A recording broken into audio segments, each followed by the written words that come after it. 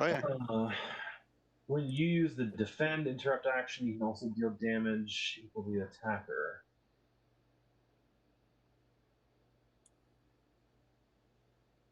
Isn't that only if you do the defend interrupt thing? Yes. I mean, I guess it doesn't matter because he missed, but I think you have to say. Let me just double check. You may use a defend. So interrupt action is the umbrella, and one of those you either do defend or improvise. Improvise would be like someone falls off, and you cast levitate on them so they don't fall off. But defend would be you may use a defend action after an enemy has rolled a successful attack against you or an ally in Oh, order to nice. attempt to ward off the attack. So actually, because he missed, you don't even have to. The first one, yeah, yeah. The second one, I was thinking about it. Yeah, yeah, and describe how you are defending, and then make an action roll using an appropriate attribute, whichever the case is. Single defend action can only use to defend one target, and then yeah, I think it's you roll, and it's you. If you're whatever your if your attribute roll is higher than the targeted defense score, then your roll replaces the defense score. So if you're using your prescience, you would roll and say you got a 22, that would replace your guard or replace Eric's guard, and you defend him that way. And I think we've done it where someone like shot at you and it's like the bullet kind of like went through a hole and nothing and came out the other side, like in like reverse direction 180 degrees, but they missed. So yeah, actually, anytime someone attacks you or someone else successfully and is going to do damage, you can say, I'm going to use my defend Interrupt. action, yeah, Okay. as an interrupt. Sure, it's not like Sweet. he grabs a tube off the wall and like goes like this and goes whoop. Yeah, yeah. Boom, boom, boom. Let's see. Oh yeah. So number. Oh, actually, number 12.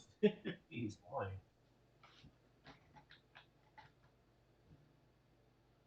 The target automatically fails any attack rolls and perception based on sight.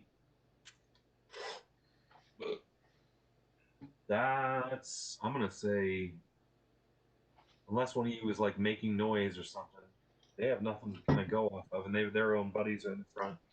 So number 12 and number 13 are both going to try to shake off the Bane at disadvantage, thanks to that damn potent. If I Number have 12, excessive gas and draws his attention, do I get a legend point? number 12 fails.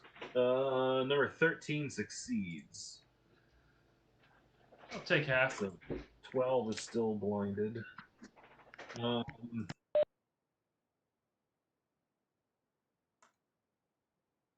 oh, that's right. He shook it off as his minor action, so he can still attack this time. So 13, 12 couldn't. So 13 is going to attack, shoot Blitzman.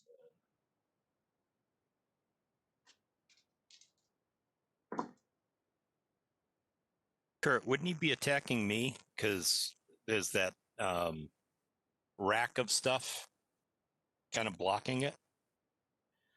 Monday Or was is kind that of off. not? Sorry, go ahead. Oh yeah, I mean this one's it's not really the middle one's not really a rack. It's kind of a pile of packages, and they're only maybe like Got it.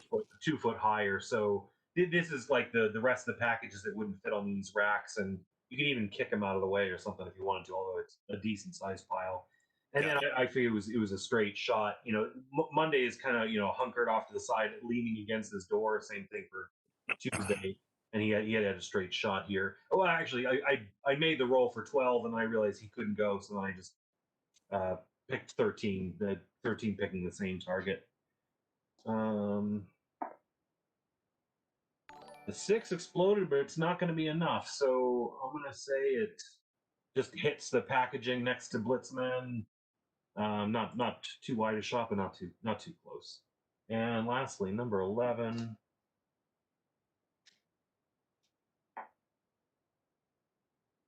One, two, three. He shoots a blue suit. 11. No, I'm gonna say he doesn't really have a shot, so I guess he'd shoot it. Sternschnuppe. Oh, that's right. I think we did Sternschnuppe originally, but you'd said you just wanted to do Schnupper for short. with the giant S. He pulls his gun, and they've got the little FN. I don't have the picture up, but up the Fabrique Nationale. It like looks like a little automatic pistol. Boy, I'm getting the exploding sixes, but still 6. 19 guard, Eric. I think that's a miss. No, 19 is my guard. Oh, 19. So spot on. So it's the minimum. It is at the three- moment. It's not about to be because you got the supercharged Yep. protection there. So it's just 3 points of damage. 3, and it's Almadieter. All right. And if you want to, you can move through your compatriots if you want to. They're Right. not blocking. So for my 5th level points that I picked up in feats, I took multi-target boon expert and multi-target boon specialist 2. So with my heal, I can throw it on a bunch of people without having to roll really.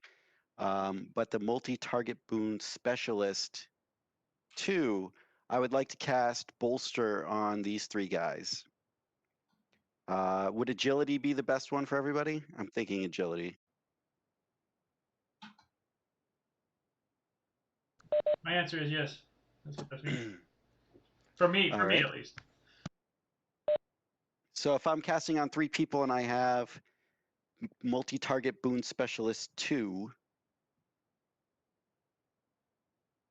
does that mean I only have a -1?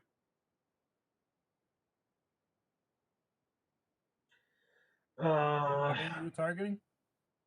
I'm targeting the 3 of you to give you all bolster of and That sounds agility. right.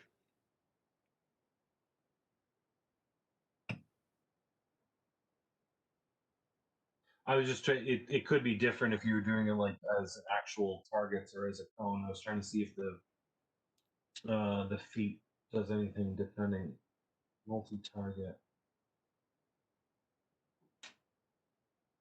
Yeah, it just says more than one target, and and you have it for 2, right? So you essentially gets rid of 2 disadvantage. Pretty sure this is any. Yeah, so if you did if you just picked individual targets, it would be disadvantage 3. But if you did it as like an area, you could hit up to 4 people for only disadvantage 2. And because you have 2 ranks in it, that would cancel out those 2 disadvantage. So it's just a straight up roll. Alrighty. And And that's you said roll of my prescience. you were trying to hit. Oh wait, which of the guy? Oh, you're trying to hit all 3 of your buddies here. All 3 of my buddies with agility. Yep. Okay, yeah, I guess the area would stretch. You would have to do a 3 individual 1, 2. No, you could do it with 2 lines. I'm trying to give you the most efficient style. Yeah, yeah. So you could essentially do a line attack. So it's still disadvantage 2. So yeah, you can still do it as a straight up roll. All right. And so that's my prescience for the boon. Yes. All right. So And Joe Boo, you feel Joe Boo penetrate your brains. That's Does he a like split 19, like 8 multiple exploded, versions of himself into each of us? 8 exploded, 16, exactly. 16 plus 19 plus 6. So 22 plus 19 was what, 41? Oh Jesus! Well, yeah, I think you might have done it. And I mean, I'm doing it at the highest power level you can, which is a 6. You wouldn't need a 20. You would have needed a 22, which you definitely made. So everyone has bolster at power level 6. So that's advantage 2. On all agility Choose a rolls. single attribute. Target gains advantage on their action rolls with that attribute according to the power level. So any action rolls that includes attack rolls and whatnot. So let me get my bolster. But it doesn't change your guard, right? Well, right. It's not increasing your agility. It's just giving you advantage with agility. Okay. On agility actions. 6 All right, I'll be right back. I think that's it for me, right? agility. You do have a move if you wanted to, or something No, I'm gonna chill right here because if I have to do a heal on everybody, I want to be centralized. minor. All right. All right, be right back. Dink a dink a dink. Actually, it's rather convenient. You're all standing really close together. Power up. All right. Bolster's in place and goes to Shooting Star. All right, here comes the double whammy. I'm going to use my major action to turn on haste, and that's haste. What's a haste 6? And then I'm going to use my minor action to turn on resist 5. Now, I believe they were using pistols, correct? Yes. So it's going to be against precise.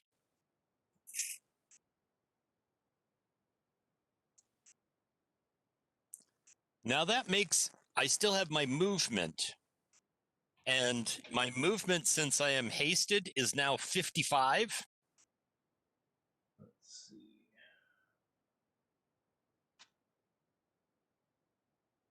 Okay, resistance. Resist 5.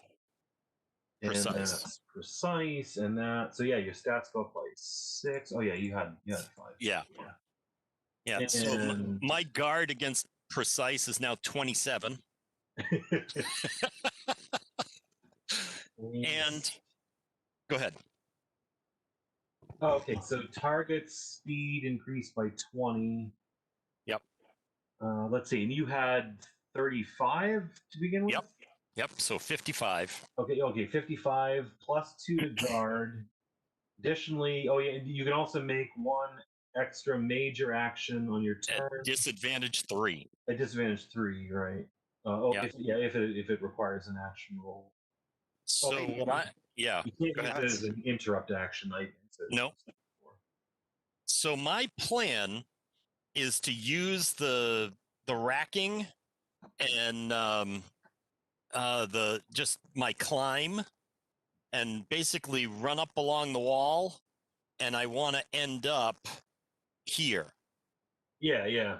So I'm thinking that you're basically like running forward. You're almost like doing like a spiral. You're like running up along the wall, running along the ceiling, back down the other wall, and then landing behind them. Yep. And as I'm going by number 11, I'm gonna take a swipe at him with my sap. With my that's my additional action at disadvantage 3. Okay. So realistically, it'll be disadvantage 1 because of the bolster. 3 because it takes off the 2. Right. All right. Very nice. The haste gives you plus 2 to guard, and then the resistance gives you plus 6. Yep. Okay. Guard plus 2 / really 8, and then else is plus 6 for that damage type. Well, it probably would resolve, but yeah. 5 move. All right. So now I'm gonna roll with disadvantage 1 to swipe at number 11 on my way by. Yeah, as you smooth past. All right. So I have to drop a 6, but that's okay. Total of 20. 20 on number 11. So you run along, you swing the sap, you connect with his head, but he almost just like winces a little bit and gives you a look like it kind of hurt, but it didn't seem to do any damage. Like maybe you didn't hit just that right spot on the neck you usually try to. That's a nerve. You kind of cracked it along his skull. He kind of tweaks and winces and glares at you, but then like kind of realizes you're running along the ceiling, so the glare kind of fades a little bit in ferocity as he is astounded by your anti-gravitational running and raw speed action. All right. Right. Oh boy, now I'm gonna have to. I knew this was coming. I'm gonna have to make these good stuff for. But I don't know. I kind of wanted to see what everyone else. You pick those new little powers and you see what the crazy shit you can do. Yeah. Yeah, Taylor. He wanted to come and like right up until this afternoon. He's like, yeah, I'm not gonna make it home until like 8 or so.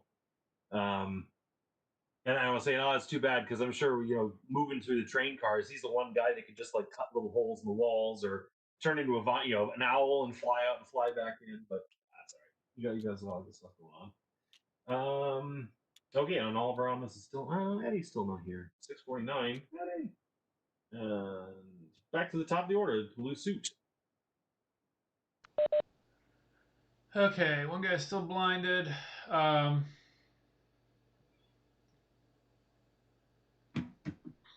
Number 10.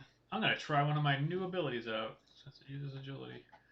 I'm going to drop my claw in for a minor action onto my gun, and I am going to attempt to disarm number 10 by grabbing his gun.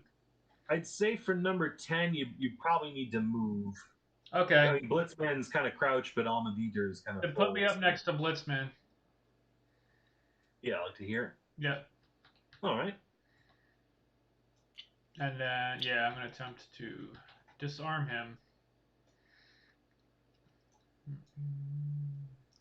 8. So if I can roll better than my. Yeah. Oh, and I get to set advantage because of Mike Scott, right? Advantage 2 because it's an agility based. So that's 2 extra It's against his guard. Yep. You attacking 10 or 11? 10. 10. Unless you have an issue with that. No, I'm just wondering, is the baggage in the way or is it not that high? Shut up, Lars. This stuff here, no, as I said, it's only like 2 or 3 feet off the ground. Okay, I missed that. Yeah, it's cool. Hey man, stand in front of me if you gotta. Do what you gotta do. You're not helping, Lars. I rolled Okay. garbage. 7. 2 highest are 7 and 4. So it's a 16. So I shoot it. It shoots out, clasps, and then I reel it back in immediately. So it's not like it stays out. It just goes. Yeah, it's like the scorpion kind of thing. 16. Yeah, so it let's see, this is 10. It's close. It like snatches out and he almost kind of reels back. It snaps just short and comes back empty-handed. It's like the claw game at the arcade. You Pretty just much. missed. That's what I made. Yeah. Yeah, except it's a lot stronger than that. It doesn't, weakly just let go of everything. It's not powered by rubber bands. Okay, move, action. All right, nothing else then. Blitzman. Kurt, what is that yellow area? Liched whatever. Nish Bomba. That was the original. Well, I guess I can take that out. That was the flash that originally blinded these two guys. Oh, okay. Really, it was just to demonstrate his grease and stuff we leave behind, but actually the Lich Bomb was just a one-time strobe. Yeah, I figured it was something along those lines, but I was like, wait, I didn't remember him saying anything about glue or whatever. Yeah. Okay. Yeah, you should put some kind of flammable stuff in your glue, so then Lars can like light the glue on fire. Well, Like I have my flamethrower does shoot like an oil, well, like a petrol type substance. Napalm. Basically. White phosphorus. Just light them up. Okay, so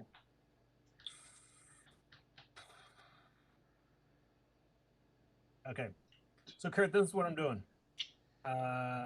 First and foremost, I am you see like me shaking with electricity, and and like little zaps of electricity all over my body, and I am hasted, which at power level 6. Yeah. And then all right. That gives me increase speed, +2 to guard, and I can make an additional extra attack, major attack, on each turn. So I will then I'm gonna zap 10 and 12 like I did last time, but at the same time teleport through my zap to right. I know I can do it. I can do it. Right here. Oop. 10, 15, 20, 25. 25 feet. Yeah, Eddie- you got to move. You got to move to 50 now. Well, it's a movement, yes, but not a Oh, that's teleport. right. It's the teleport just goes off the strict. But yeah. So I'm teleporting. Actually, one more. We'll go one more. That's 30 feet. Sorry. And for some reason, I can't. And there's my printer randomly turning on. Do you hear? I don't know. It's not letting me erase the purple. Anyway, So, Yeah, on my screen, my marks won't erase either. I don't know why. yeah, I'm not seeing any of yours, so it must only be keeping them locally. maybe it just okay. So anyway, I'm gonna end up there, and like all at the same time, there's lightning hitting them. Like I'm teleporting through the lightning, kind of thing. Yeah. So this was 10 and 12 you were targeting. 10 and 12. So it's a multi-attack, so it's at a -1 because of the bonus. And Well, wait, I have to add it up. So it's 2 people, so it's disadvantage 2, and you're doing it as your extra attack, which is disadvantage 3. So that's 5 total. You have wait. bolster, which takes off 2, and your ability takes off 1, so we're back down to 2. I'm sorry, I did not read that sentence where it says suffers disadvantage 3. Yeah. So really, it would be disadvantage 4, right? If I attack both of them. Well, you're doing your second attack, which is disadvantage 3. You're doing a multi-attack against 2 people, which is disadvantage 2. So Right. that's 5, disadvantage 5 total. Yeah. You have bolster 2, which takes off 2 of those, and your boon takes off 1 of them, so you're back down to 2. The bolster thing. This is a energy attack. Does the bolster help that? No, you're right. The bolster is only agility, so yeah, it's disadvantage back to 4. Okay. I mean, if you want, because you missed that. If you want to say you're only attacking 10, you can do that if you want. Yeah, I'm just gonna attack 10. Okay, so then that's just disadvantage 2. And Eddie's here, right? Now you're all saved. You were all going to die, but now Eddie's saved. But wait, isn't it disadvantage 3 technically? Because it's not multi-attack. It's disadvantage 3, but you have the 1 takeoff is your multi-attack. So yeah, it is just disadvantage 3. Okay. Wow, that's rough. Okay. Well, it's whole free attack.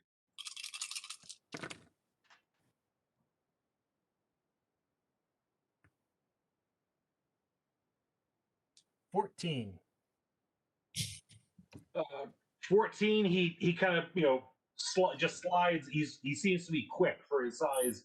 Just slides like the lightning kind of flies over, and yeah, you appear at the end of your lightning bolt.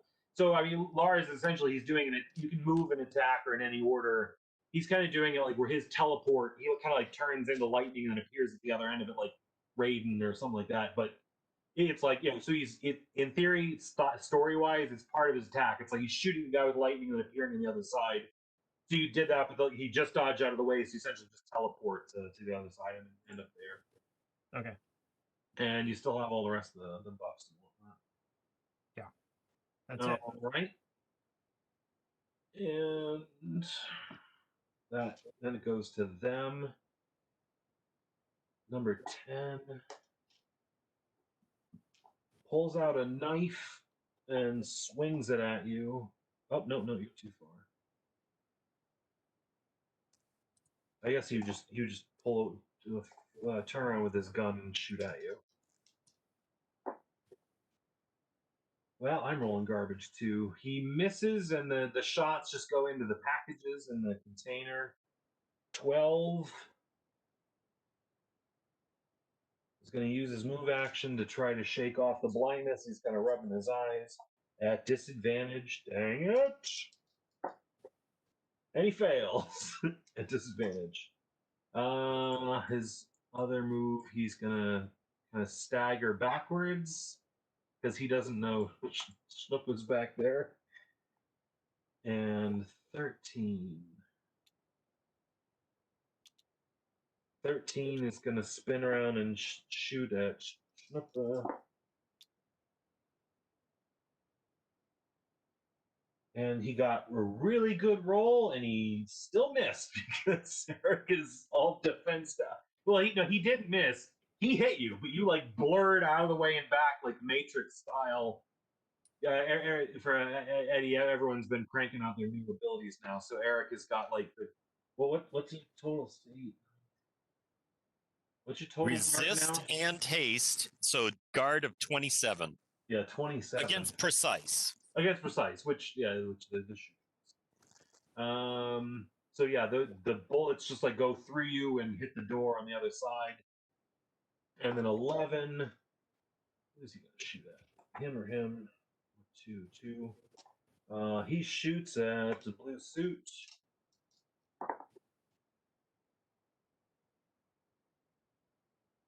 And an 18 just misses his 19 guard. So I'll say that he shoots.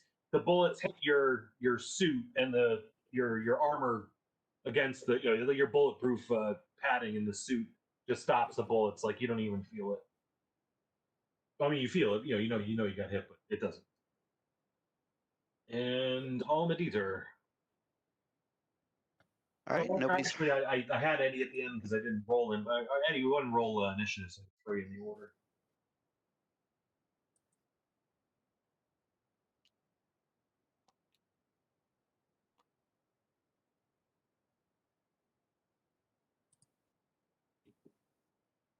Nine. All right, you're still at the end.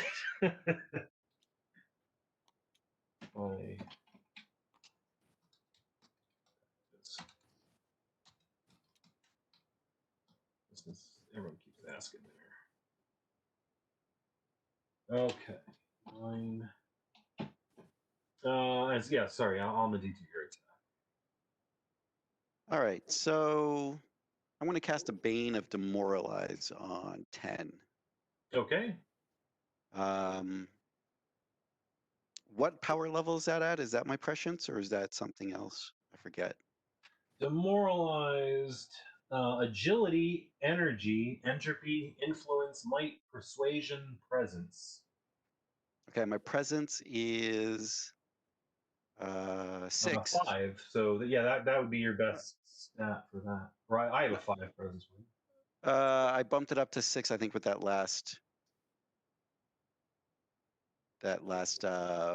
level gain. Oh, maybe I didn't get your update. Or maybe, No, I just updated it now. So if you go to the screen and hit refresh, it probably has it. Oh, okay. Yeah, no, I usually look them up and I throw them in my spreadsheet, but no, I'll go with whatever you have. So yeah, 6. Okay.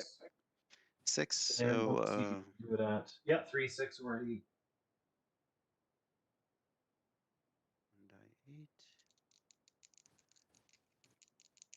And the way this happens is like these black wings grow out of the back of my clothes and then kind of envelops me and scares the shit out of them. So that's 22, 28. 22 is enough to do it. This is actually that's even way more. This is reverse resolve. And I'm sorry, which guy was this? 10? You said 10. Yep. Yep. He is definitely demoralized.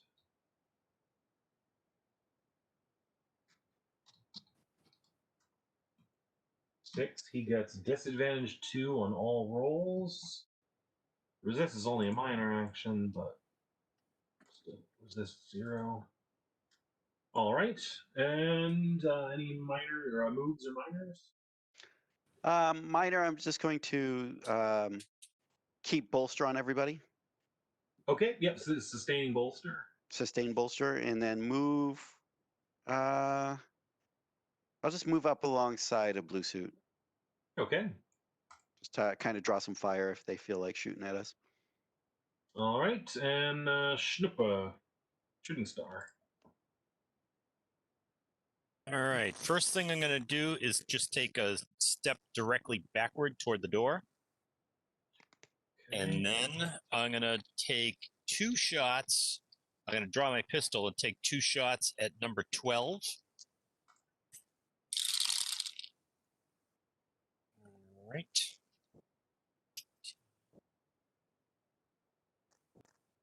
.22 on the first attack. Let's see, number 12 hits and does damage. Okay. Shot connects. And then this time I get disadvantage 1 because of the bolster and the the 3 off. Yep. And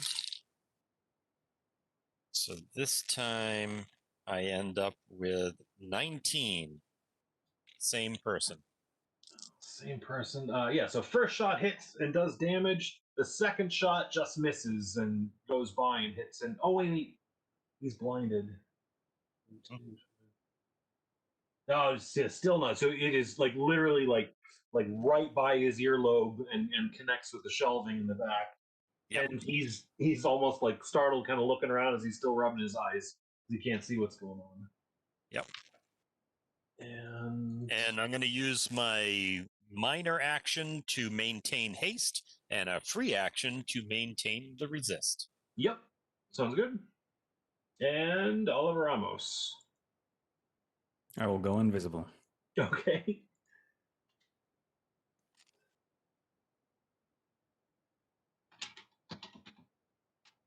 Visible.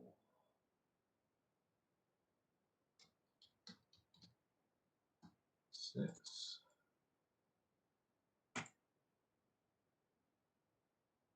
All right.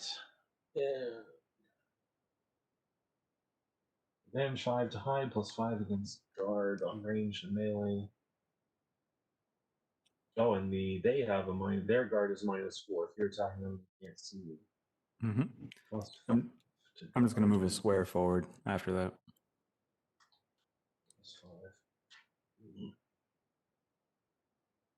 +5. Guard. Actually, put me in front of Blue Anzuk. All right. And I'll stay there. And as I was saying to everyone in this, the it's on a train, so things are a bit crowded. Technically, the train is actually only 10 feet wide, but I mean that's like super difficult. So it's kind of okay if you need to kind of half stand on people. And whenever you're standing, you can call prone to be like you are literally prone. That does affect stats. Or you can say like I'm crouching, I'm like leaning against one wall or against the other.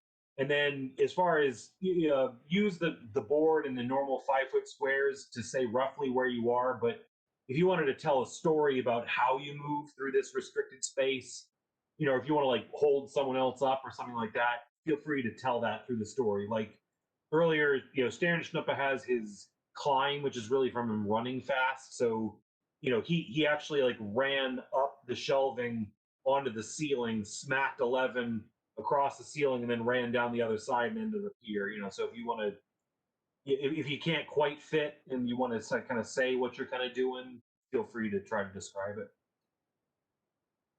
So I got you there,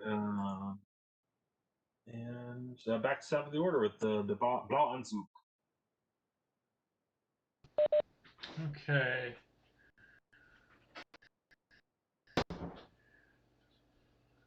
Trench coat. All right. I'm going to step in front of Alma Dieter. We're playing this game of chess with each other. We're like checkers. We're just jumping each other. Yeah. And I will. It's leapfrog. I'm gonna pull my grappling hook out, and I'm just gonna try to shoot a damaging attack on 11. Or should I? Okay. Yeah, 11. Why not? And All right, yeah, you've advantage 2 with the bolster 6. that's awesome. So might as well just keep doing agility attacks. Heck yeah. Thank Joe Woo. Yeah.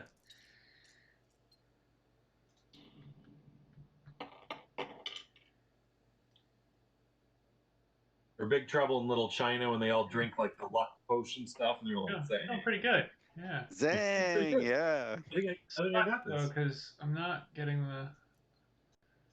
the die 20 is not cooperating. So that's an 18. 18 against 11. And that misses. I figured as much. And then I will extend my arm contour so that I have a plus. I have a resistance to precision. Okay. Yeah, so that's resistance. Where is it? Fuck is that? Resistance precise 5.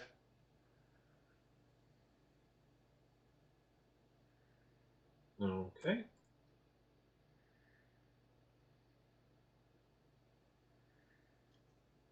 And Blitzman. Actually, to be fair, I can't do that. Oh, is that a It doesn't have the reliable property on it.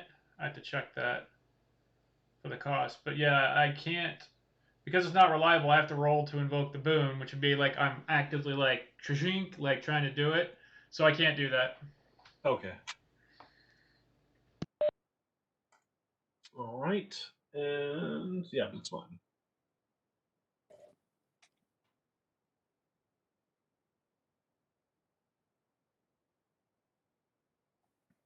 All right.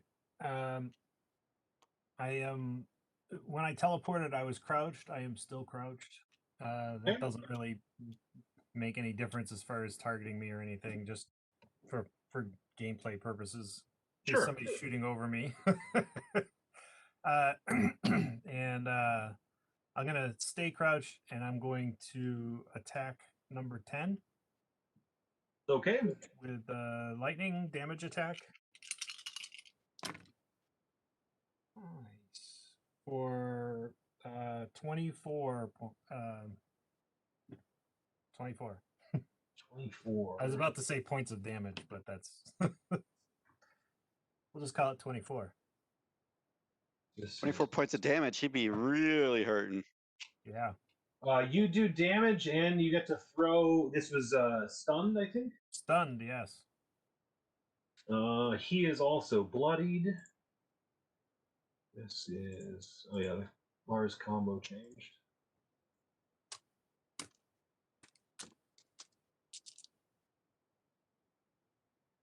Oh, this is just gonna be like Boone and Bane City. Yeah. Then I will turn to my left and zap number 13. Okay, and let's That's a disadvantage 3 right. because Yeah, I'm yeah, hasted. disadvantage 3 because it's single attack in the second. Oh, that's a miss. He does have he does have the lowest 7. guard. Hmm? 7. Yeah, no, not quite that low. It's not so good. And oh yeah, for Eddie, 11 and 12, these two chaps on either end, they're kind of like the big, beefy, kind of chunky looking guys. 10 is kind of scrawny and wiry, and 13 is kind of average looking. So yeah, the zap, and you just like half of the packages are just like ripped up as your lightning arcs into those, Yeah. and it goes to them, and number 10. Oh, Number 10 is not having a good day. and like he wants to resist the stun, but because he has demoralized, his resist would be negative. Well, actually, I guess even to resist, to throw off the even demoralized, I think is I mean, is that it? It gives you. It's kind of like a free potent, I think. Yeah. Rack. Well, it's kind of a bad roll anyway, so you might as well try to do the stun first. Oh, is this guy already tried? Oh no, I didn't put this guy. This guy is already.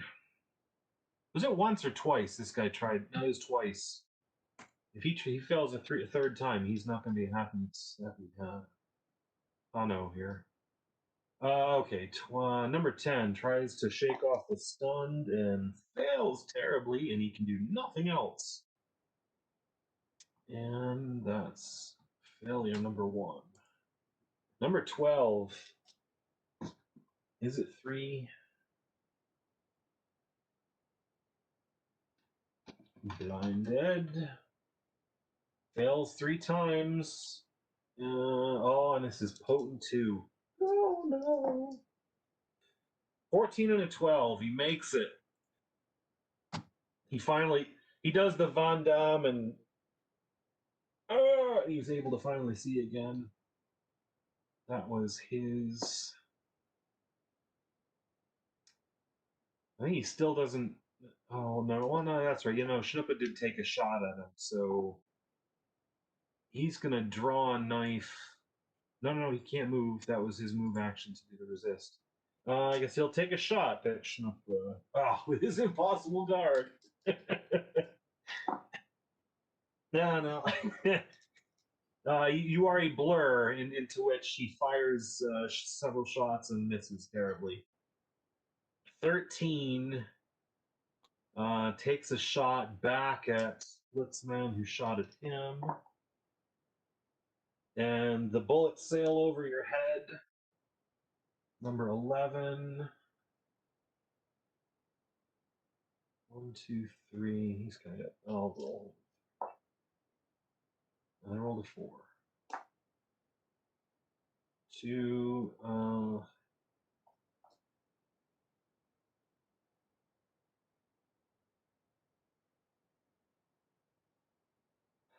No, really, Oliver Ramos was in the back when he turned invisible. I'm going to say he wouldn't have seen him. He'd have to make a perception check. So he would have taken a shot at the blue suit.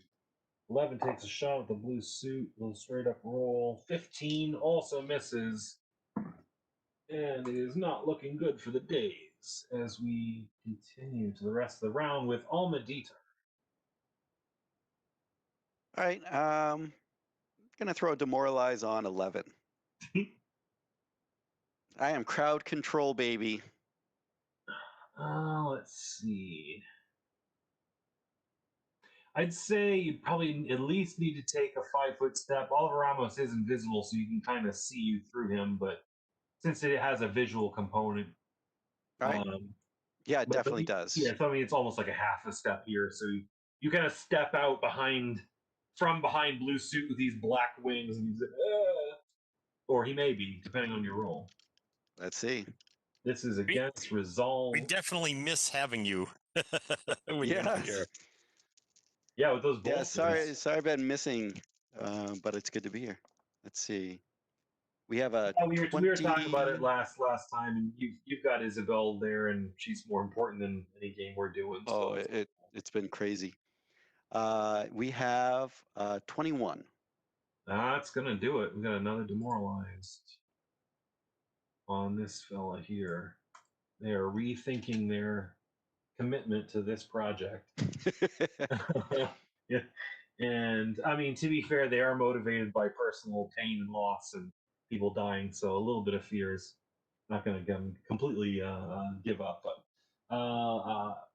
anything else? I mean, unless you're saying something, I'll always assume you're going to use a minor action to sustain your bolster in this case. Any other move or anything else? No, I think I'm good where I am. Okay. And Shooting Star. All right. 2 shots at number 12. All right. Staying right where I am for now. Oh, that's much better. All right. That's, let's see. 30. 30? Yeah, 30. 19 and 11. I can add. And do you have? Yeah, I can add a. I don't have it for only +5. It'd have to be 10 over. Yeah, that's what I was checking if you had any Bane focus. So you do a lot of damage, but it's not a 10, which you need Yep. to throw that on there. And this is number plus. And number 12 is also bloody. And I'm going And to go your for my second attack on him. Just Oh, disadvantage good. 1. Yep. That's 21. 21. And 12 drops. Yeah. I think Schnoopa is the new tank.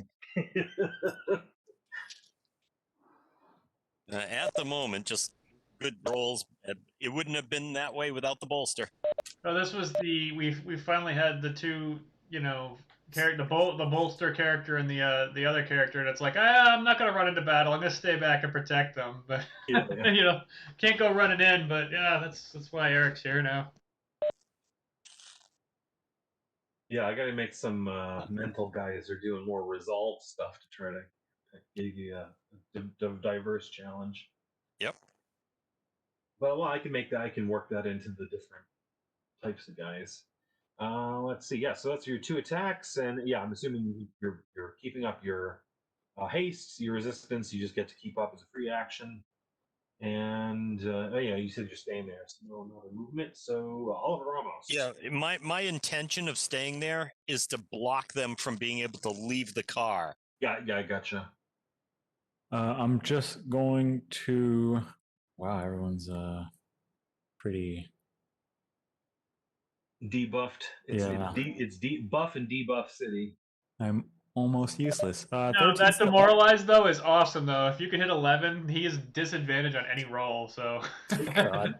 It's eventually going to look something like Yeah. it's just nobody attack Eric basically. Yeah, I mean, if 11's got disadvantage on everything, I'm gonna go ahead and cast incapacitate on him.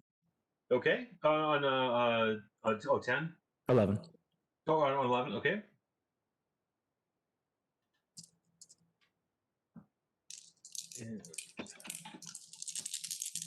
Incapacitated 5 versus his resolve. This might still work. 17. That does it. Yes. Eddie just did what I need to do, which is start poking at the resolve bit. find the kinks in the armor. Incapacitated. Oliver, am I still seeing Pee Wee Herman when I look at you? No. Since then, I've come back to my regular form. Yeah, you've had Lionel two Richie form? nights No. rest since then. It That would be funny if, like, each iteration you devolve through them. Only one back. Yeah. So you go. The Pee Wee Herman's gone the first day. Then it's yeah. You go through each year. Okay, he is incapacitated. And I'll stay where I am. I'd say that demoralizer's still staying. You don't get to throw that away. Okay, and he's gonna stay where he is. So we are back to blue suit. I'm gonna take a 5-foot step, basically forward, I guess, Yeah. and shoot 13. Okay. With advantage still? Oh yeah, the bolster's kept up. With advantage 2 still. Let's hope the die 20 will respond here. Come on, cannon. That's better. Whoa! That's a lot better. Thank God for the advantage. 1-1 on the 8 on the 8s, and then an 8 and a 3. But the 1-1s, those are the ones that would have been rolled if not for advantage. So let's go here. Love that because it's exploding. Oh, another 8! This is gonna be fun. gonna shoot this guy out the side of the fucking car. 7. 30. So what was 42. explosion? 42 for damaging attack, and if I'm 5 over his toughness or guard, whichever it's against for agility, he gets moved back 10 feet. Okay. He's going out the window. He just You goes right shoot at him. You're across. So yeah. So you shoot him. He like flies back. He's like kind of rolling across the shelving and just like smacks into the ground down. Just whoa, goes flying back and is knocked out unconscious. Is gun flying off. That's where having advantage really helps. Yes. 6 and Thursday, and that was the guy that said all that stuff at the beginning when they first all appeared. Blue suit and then Blitzman. Okay. I stand up straight. I'm sick of crouching.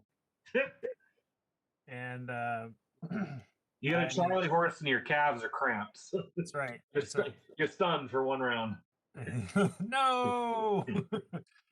I am going to full on attack number 10. Hardcore. You mean you're doing your 2 attacks for your haste? Yeah, I'm zapping him with lightning.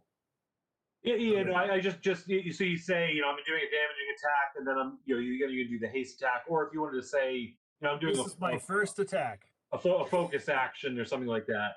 Yeah, this is my first attack. Yep. Yes, it's a terrible one. 13. 13 misses, and the lightning just hits the door behind him. In These black frustration, streaks. in frustration, I shall once again attack the same individual at my -3 horrible thing. See if we can get a better roll this time. Oh, hey, that's better. Sorta. Yeah, 21. 21, and Monday goes down. I had to switch to the smaller 20-sider because I was rolling so many dice. You're running out of room to put all the guys. Right. And I'm gonna move to the right 5 feet. Okay.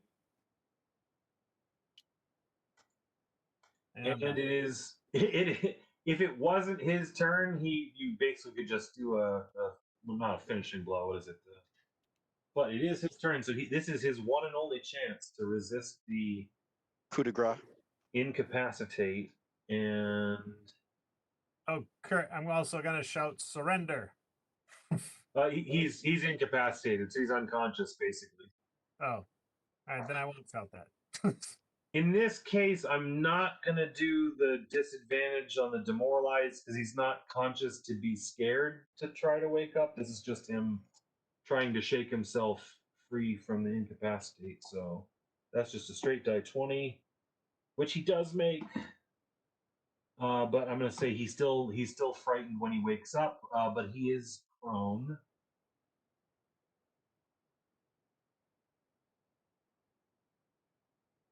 Well, most banes last until target activates bane. Actually, that's at the end of his turn. Yeah, at the end of each of his turns. So that was his turn, and he is also prone. So essentially knocked down. And that goes to Alma Dieter.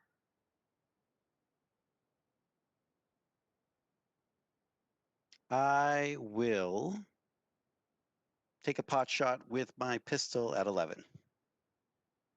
And from the height, I would say you can make it, but he is. Oh wait, no, you're back there. Oh yeah, no, I was thinking blue suit. I can take a step up to the left. You could take a step up from here, and your line of sight would make it. You do have disadvantage 1 because he is prone. He's laying down, so he's harder to hit. Okay. I think that's a shot. That's a 5. Oh, that's not quite low. If it was like a 1, maybe you might hit Oliver in the back. You shoot like way too high, like as if he'd been standing. Your shots just hit the door behind him. And shooting star. All right. I've got a straight shot at him, but it would be disadvantage 1 because he's prone, right? Yes. All right. So that makes disadvantage or advantage 1. Yeah, just advantage 1. Yeah, because Right. the 2 ones cancel out. All right. Taking a shot where I am. Advantage 1. Ooh. 12 is not going to do it. I rolled a 3 on the 20. All right. So, I will stay here and take another shot at disadvantage 3. Okay. If I get a good roll on 20, maybe it'll be enough. Wow, if I had only been able to keep that 8. Well, that's 21. 21. Oh, disadvantage 1, not 3, right? Yes. Yeah. Yeah, Oh, no, it doesn't matter.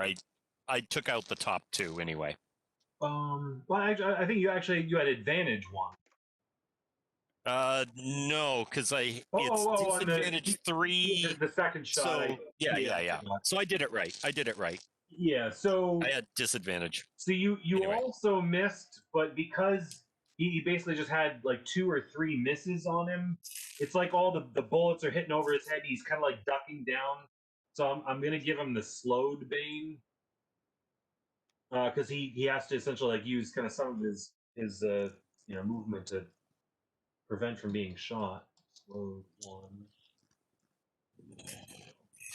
That was really dumb of me. I should have just moved up and hit him with my sap, because then it would have been melee, and it would have been disadvantage. You have advantage, and you are super.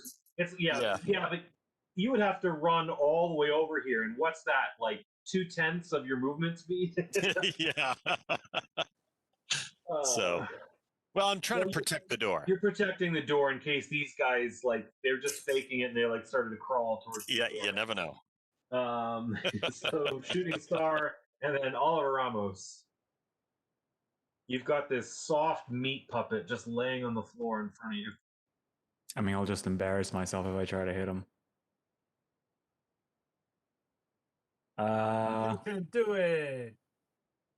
You could also do your. Oh no, I know what I'll do. Or something. Yeah, I know what I'll do. Yeah, I'll walk up to him and I'll put a hand out and I'll charm him and go, "Hey, buddy, you need a hand?"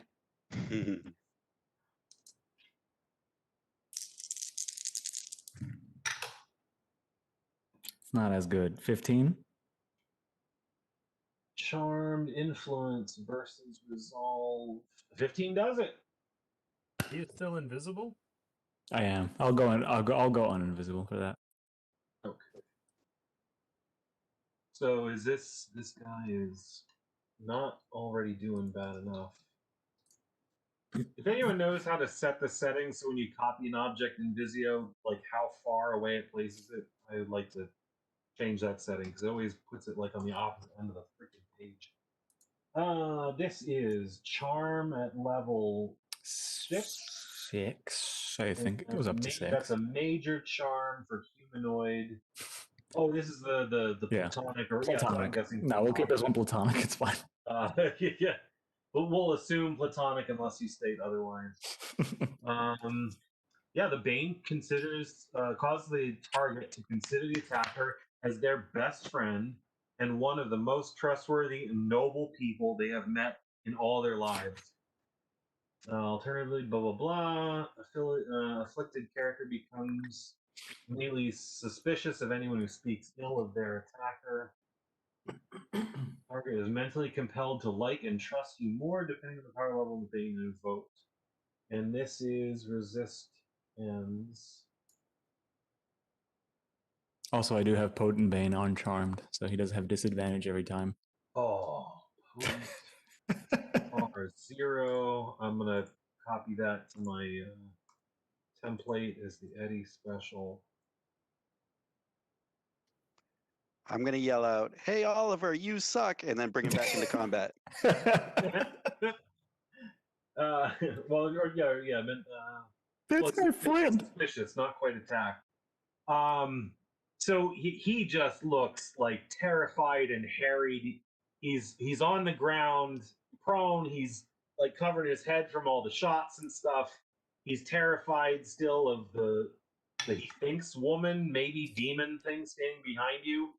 And then you go visible, and you're standing up in front of him. And what you said, you will reach out your hand to try to help him up. So he just kind of instinctively like takes a hand, starts to stand up, and he's like, "Oh my god, dude, what are you doing here? Oh god, it's been ages. Fuck, how's everyone doing? Yeah, dude, I'm in the daze now. I mean, well, the Empire, fucking, and all the shit that they do."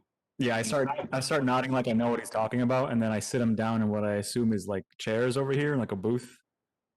This is the freight car, so these are like shelves of packages and luggage and all whatnot. But I mean, I think he just kind of like leans up against the door here as he had been, and he just starts into the conversation with you. Yeah, let's see. I guess everyone is still hostile in a way to him, so I guess he's kind of tentatively looking at everyone else, but you seem to be not acting overtly negative to these guys. He's like, dude, these guys are fucking, attacking me for some reason.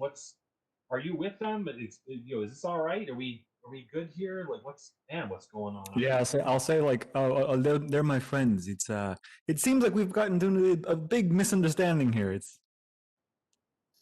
You sure you don't want to just open the door? He's leaning on it. Yeah. You would need to pull the little, release the little latch. Yeah. Yeah, if you think like the back of a U-Haul truck, when you pull it down, the latch closes, and there's that one little metal prong that you have to kind of flip the tongue up, then you can open the latch. That's let's see.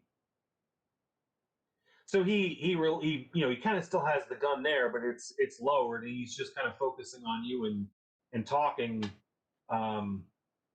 And he's like, yeah, man, we're finally we're taking some action. Wait, oh, you here for the train? Yeah. Oh man, that's such a relief. Like, maybe your buddies just well, wait, no, why they attack the other guys? Are they like spies or something? They have to eliminate. I mean, if you're all with us, then we should be all on board, man. I'm really double agents. This is gonna strike some fear in the heart of the Empire. You know what I'm talking about? Can I go again? Yeah. You just basically have a conversation. Okay, I'm gonna. Hopefully this works. I'm gonna do memory alteration and kind of make him forget that the guys around him were beat up by us. Okay. In fact, I'm gonna make it so that his friends were like basically passing out in front of him, and then we walked in at the time. Okay.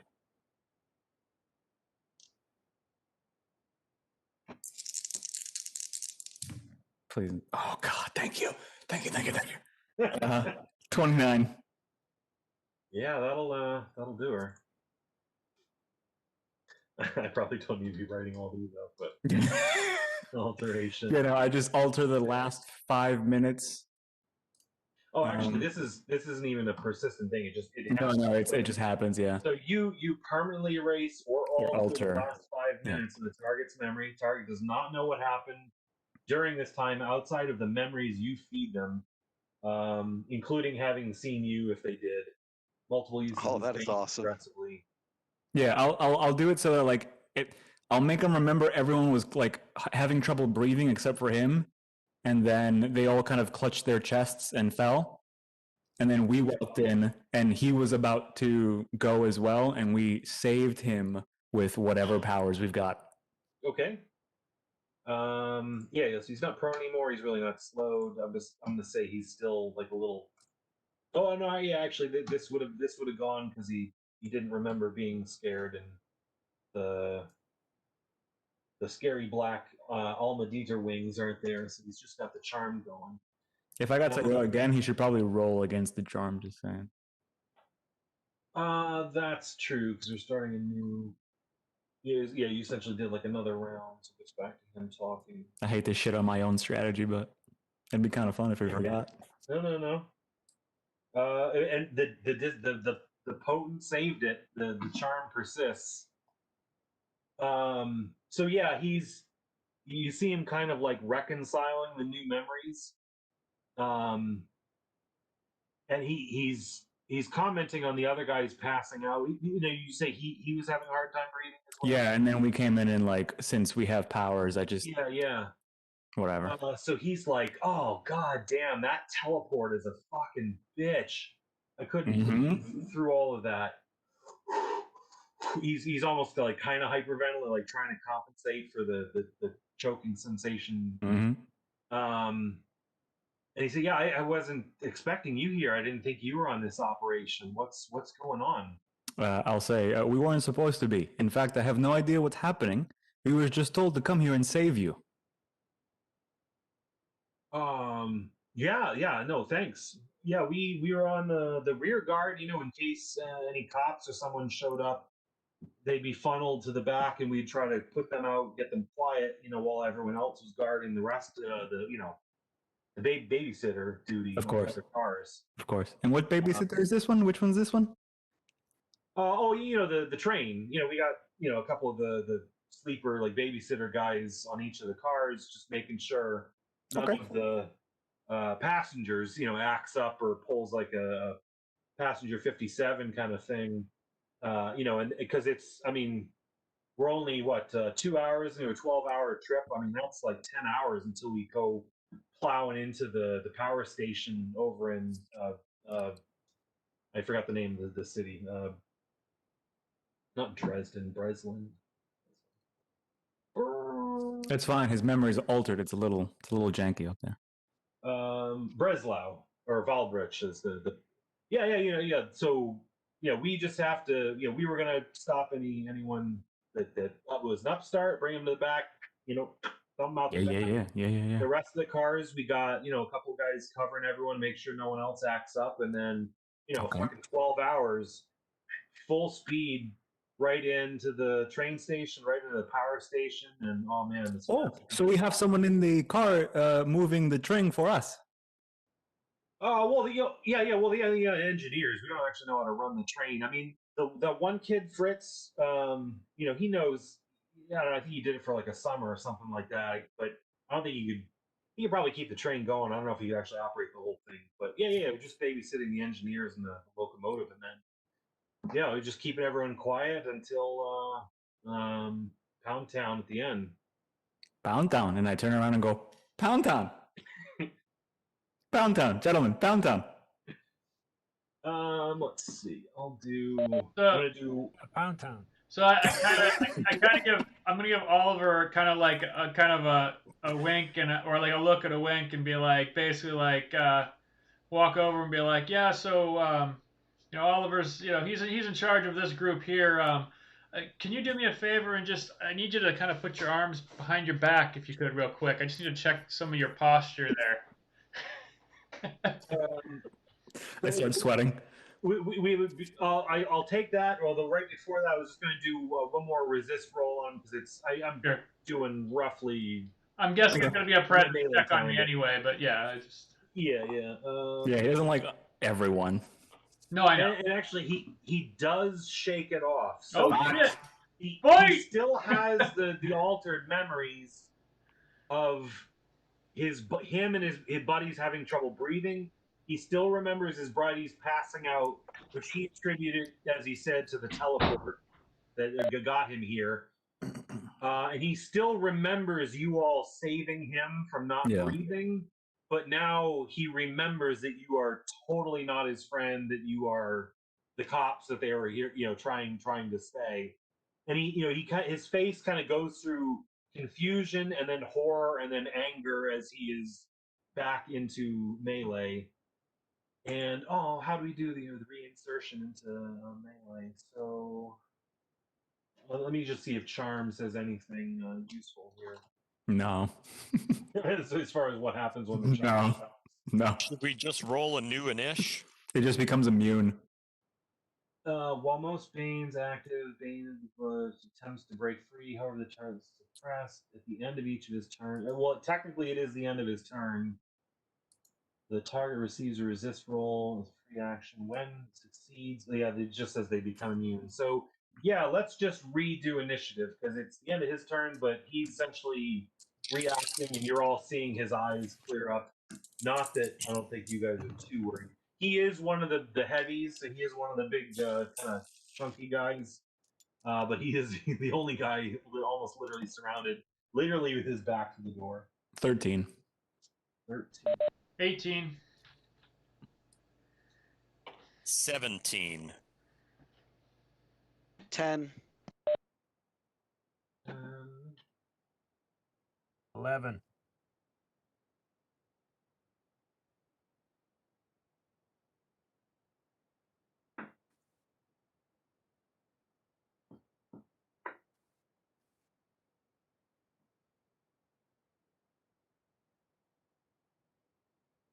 18.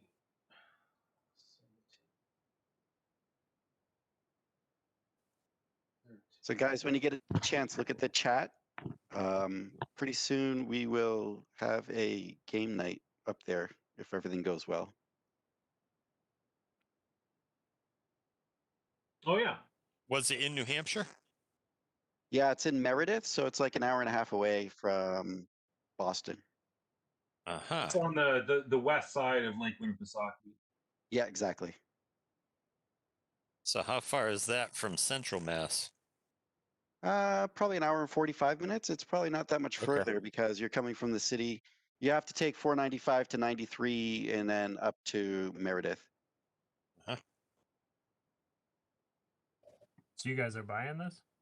Yeah, we have an offer in. They accepted it. We're doing the what's it called? The inspection next week. Home inspection. And the what? Copy with the wrong.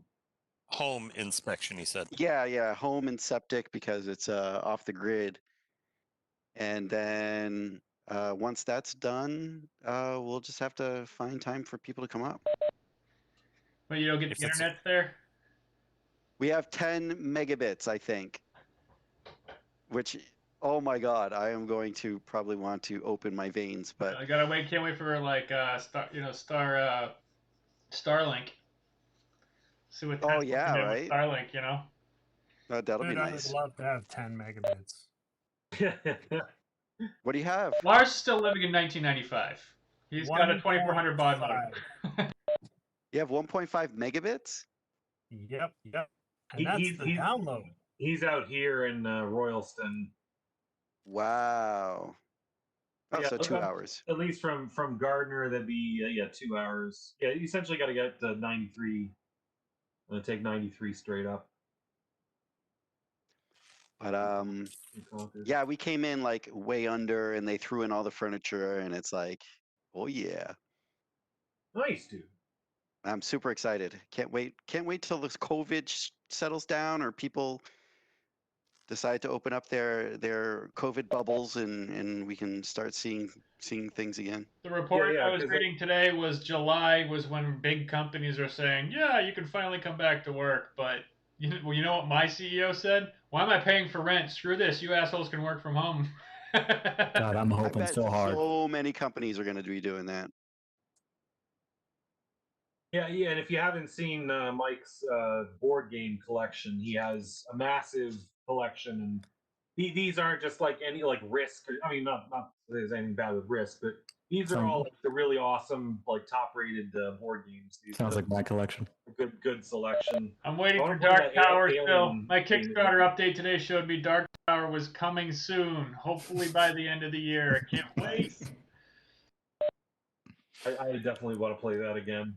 I'll only be going if we're playing Twilight Imperium 4. That's it. All right, let's do it. I'm up for it. I think we top out at 120 board games at the moment, so we have a lot to choose from.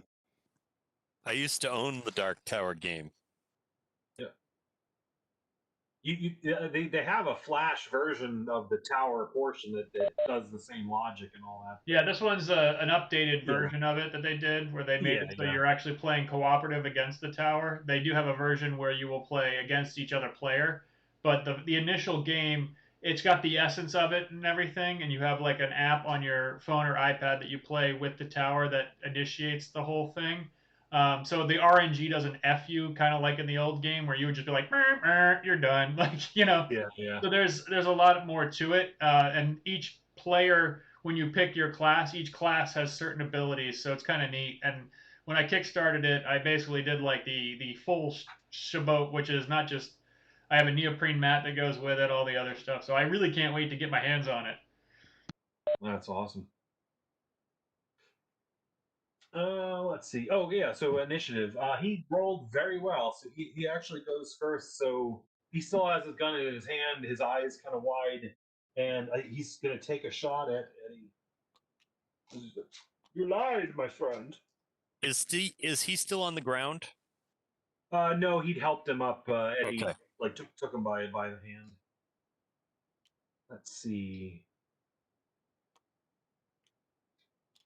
Yeah, and then demoralize is gone because the memory alteration took care of that, so it's a straight attack. So he shoots it. Oh my fucking god! A 1 and a 2. I had a 1 and a 3, a 2 and a 3, and a 1 and a 2. So Kurt's like one of my favorite GMs ever. he's taking like panic shots. Actually, can I do something weird for no reason? Sure. I'll take the shot in the head. Okay. How do you want to take it. play it? I'll just take it. Because I know I can survive it. It's not going to feel good, but I'll take it. Let's see. So I guess I don't know what to do for damage. I mean, you're going to do an interrupt action and step in front of the bullet? To be fair, like, if you didn't know what Kurt rolled, would you still have stepped in front of it? Yeah. Or if I don't know if you wanted to do it like as you're stepping in front of it, it just like make him not miss because it would make for a better story of him like you lied to me. I mean, he's literally standing right next to him and just like fires a couple shots. Yeah, at him. and I'm not expecting it. All I can really do is go like, "Oh shit, he broke." Yeah. So let's say usually the minimum damage is 3. He's shooting like point blank, and your defenses are kind of low. So we'll say you take 6 damage. Okay. And take a legend point. Equals 6. So like, 10. You lied to me. Fires and Eddie, folds over in pain, and it goes to the blue suit, who's like, Oliver, no. Yeah. It's like, well, we might have deserved that. So I will. Or to Eddie, you're just gonna take the damage? Or you want to do it like he knocks you unconscious with the shots? No, I'm gonna take the shot for right now. Okay, we won't throw Pee Wee Herman or someone else into the mix. Oh, I can't. There's the packages there. Shit, the package is in the way. It's fine. Are you trying to like move? I was gonna try to melee the guy, but he's not prone anymore, so I don't have to worry about that. I would say you could just make an agility check, and it would be like half movement. You're just like vaulting over the packages. Okay, agility check, which I'm probably not bolstered anymore. Yeah, you know what? Everyone's right. One of the bolster's still going. I mean, the rest we weren't technically out of combat. Alma would have been still persisting if he was still a threat. Oh yeah, I'm definitely persisting until. So I will say, like, my annotation is staying on there, which is fine. But yeah, I'm basically trying to get over next to him. As I do it, I'm extending the Schlagstock and I'm attacking him with a force attack. Yeah. Actually, let me try. I'm gonna turn. Well, I'm just gonna turn annotation off and then back on again. Maybe that'll clear it. Right. I turned annotation off. It's gone now. Clear. It's gone now. All right. So you want an agility check? Yeah, this is really more for flavor than your actual, true success. But 21. Yeah, you easily make it. So this is like you kind of like run to here, extend your stick, vault over the packages, and then like as you land, just like bring it down over him to knock him back. Now damaging attack. Oh shit! I think I almost went off the edge, and it did. That's funny. And actually, I would take advantage 1 because you're flanking him now. Oh, another advantage on top of that. So advantage 3 at this point. Yeah, advantage 3. Jesus Christ. The downside is if you do a forced move, he's going to fly back into home. No, it's not. This would be a knockdown if I go over. Oh, not yeah, knockdown for. Oh, and guess what exploded? That extra die. This is too funny. Okay. Explosion 10. Oh, that's shooting. So that's the. Okay, so that's the regular. That was one that exploded. So 15, 17, 26. 26. If I do 5 over, he gets knocked down. Oh, it is just under that. But it is a solid hit as you whack him across the face, but it's not quite enough to put him down to the ground. I mean, he is a big guy, so he just kind of like folds a little bit and then kind of comes back up. And shooting star. I'm gonna move right there. I'm not even gonna. Yeah, I'm just gonna say you can probably definitely do that. Oh yeah, easy. And I'm gonna I'm gonna take run a shot over at the him since he's locomotive standing. and back. Of course. Yeah, I rolled a 1 on the 20, but a 7 and a 6, 5 and a 5. It's like, oh, no 8s. All right. So yeah, it's only a 14. So that's I'm assuming a miss. Yeah. Yeah, and then I'll do with disadvantage 1. I'm doing the same shot, but I've got the advantage 2, disadvantage 3. That gives me disadvantage 1 on the second shot. Right. Well, that's much better. That's a total of 20. Might not be enough though. Yes, it doesn't. He's not particularly supernaturally tough, so we'll say that the shots essentially just miss him, like go right next to his head. Let's see, shooting star and Oliver Ramos. Let's try something new. I've never done this before, but apparently I have the ability to, so might as well try it out. So at power level 6, I can cast Phantasm, which affects all senses. Hallucination? Yeah. Well, it's not hallucination because I don't have hallucination feat, so I don't have that much power with it, but I can still create a phantasm. Nice. But what I'm gonna do instead, and the part that sucks is that everyone gets to see this, if it happens. So I have to roll basically I have to roll my influence, and then everyone below that resolve or below that roll for the resolve sees it as well. Well, can't you just manifest it within a 5-foot? Like you can still define the area.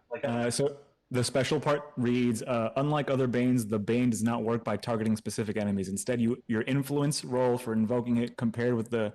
The area is just the area that the phantasm occurs in, but everyone sees it. So everyone sees it.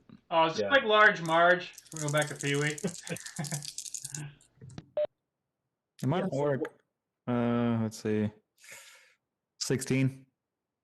So everyone under a 16 sees this too. At a resolve? Yep. All right, I have a 19. Is it 16 or under or 15 or under? I believe if you have a 16 or under, you see it. Okay, I have a 16 resolve. Okay. Yeah. Yeah, I only have 13.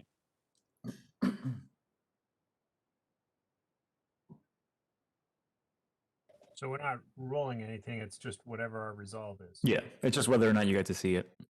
Yeah, mine's 15. And it does work on Tuesday here. Cool. I'm just gonna step on his neck.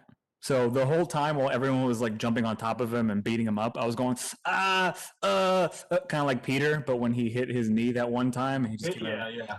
and I go and I'm like kind of like walking towards him. I go and I put my foot on his neck. And as he looks up, he does see that like the bullet hole is straight in my forehead and it's bleeding. Did he get knocked down? No, well, I don't think he's He's prone. not knocked down. Oh, I thought he got knocked down. No, Okay. I did not knock him down. Okay. Oh yeah, his knockdown didn't go. So yeah, he is still standing. That's fine. I'll still walk towards him as if I was doing that. He will probably notice that the bullet is lodged somewhere in my forehead. But as I walk towards him, he does see like two nubbins out of my head start to kind of appear. And he gets like a almost fisheye lens as like my head kind of thins and stretches just a tiny bit past human like anthropomorphic. Yeah, like the normal shape. Yeah, so he does see like, and then the teeth start to kind of fang just a little bit. The tongue starts to kind of narrow a little Isn't bit. this like the thing in the movies where your voice kind of distorts and gets Yeah. deeper? Yeah. This entire time, he's also, because it's a spell that I have to do it, and everyone who has a lower resolve than 16 also hears kind of like this weird hum of Latin underneath the entire time. That's creepy as shit. And I walk up towards him and I say, "You're gonna do us a favor and tell us what's happening here." Let's see. I look around and say, "Hey, what's everyone looking at?" Yeah, except for you. It actually makes sense, Mike, because you're behind and you can't see his face. That's true too.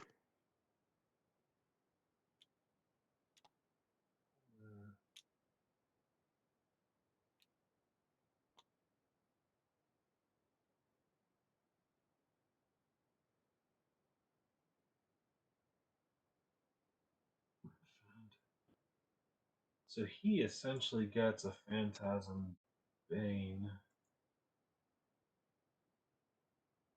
I guess I'm just trying to think how I play his reaction if it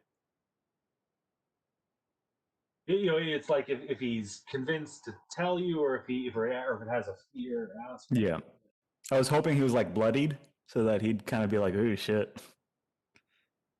Let me see. But I also don't know if he's afraid of death, considering the gang he's a part of. Actually, considering that we're about to head straight into a power station, I don't think he cares. Yeah, so he is. I guess he is like unsettled and disturbed by it. It's not quite like a fear effect. He's literally going to run away, and it would be like you're taking it as like a compulsion to try to tell you something. But as much as he, let's see, I'm gonna say he doesn't say anything because I mean, in theory, he kind of already did tell you a lot of stuff, so it's not like he has a lot more to say. So I'm just gonna say he's like freaked out about it and like backing up against the wall. As he's backing up, I'm going to teleport behind him so that he kind of like gets pushed forward, like the 2.5 feet or whatever we're kind of like playing around with, if I can.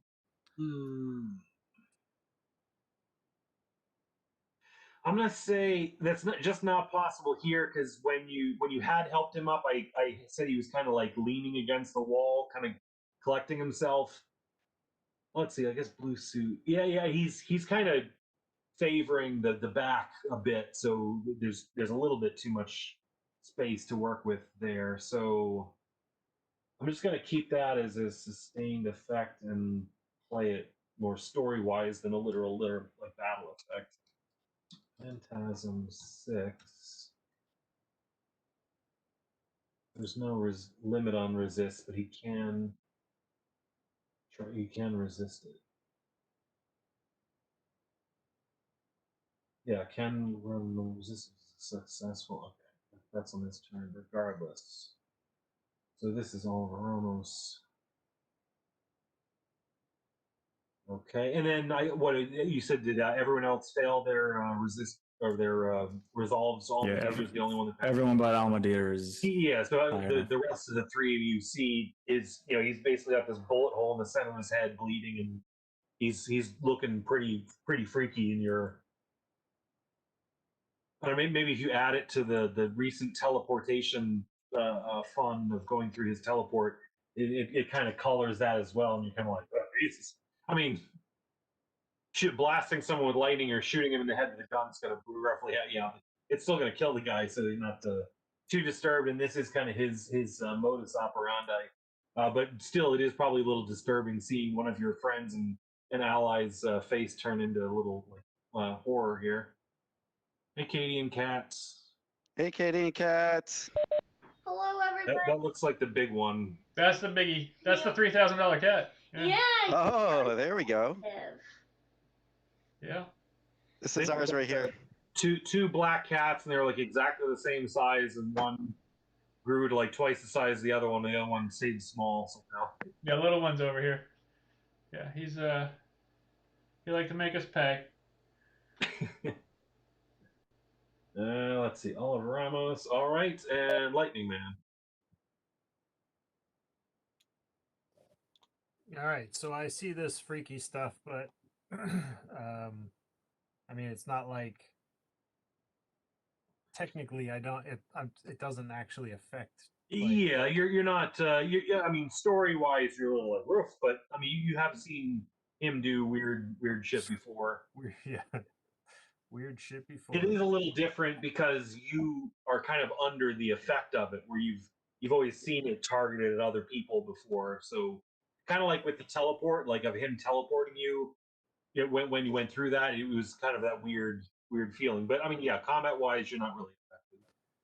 Okay, so I'm gonna move 5 feet to be next to.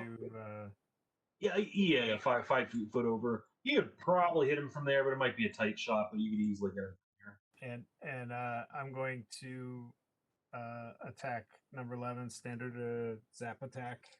Okay.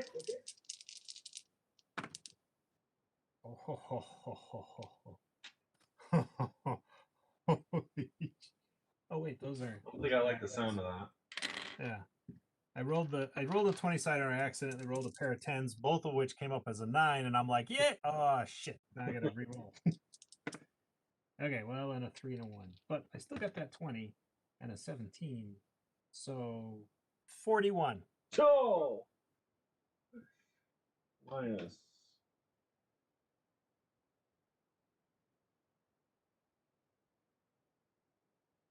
Well, you definitely get Go Idaho.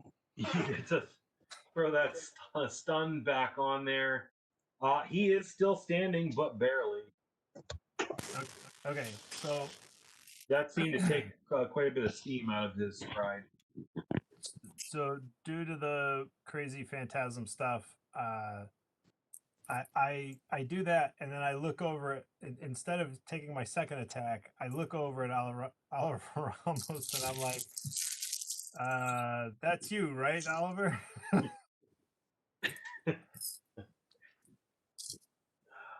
And he walked away too. Oh yeah. Yeah. Anyway, that's it. That's all.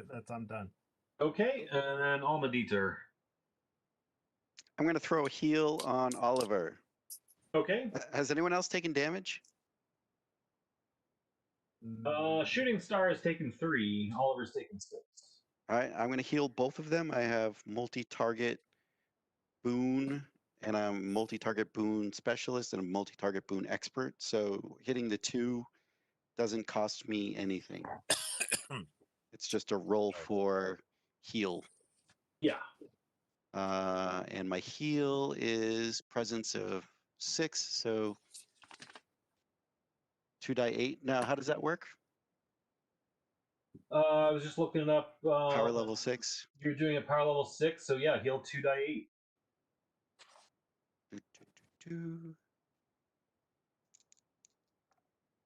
All right, first person gets 13.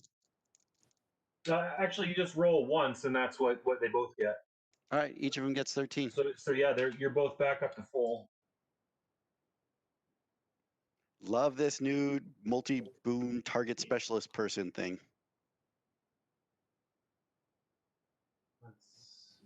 Yeah, it's actually kind of neat to see how the power curve goes.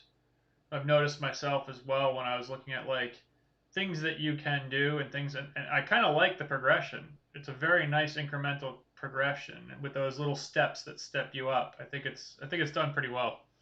Yeah. Yeah, it doesn't feel exponential, right? It feels more linear. So Eddie, Lars shot his lightning bolts at 11.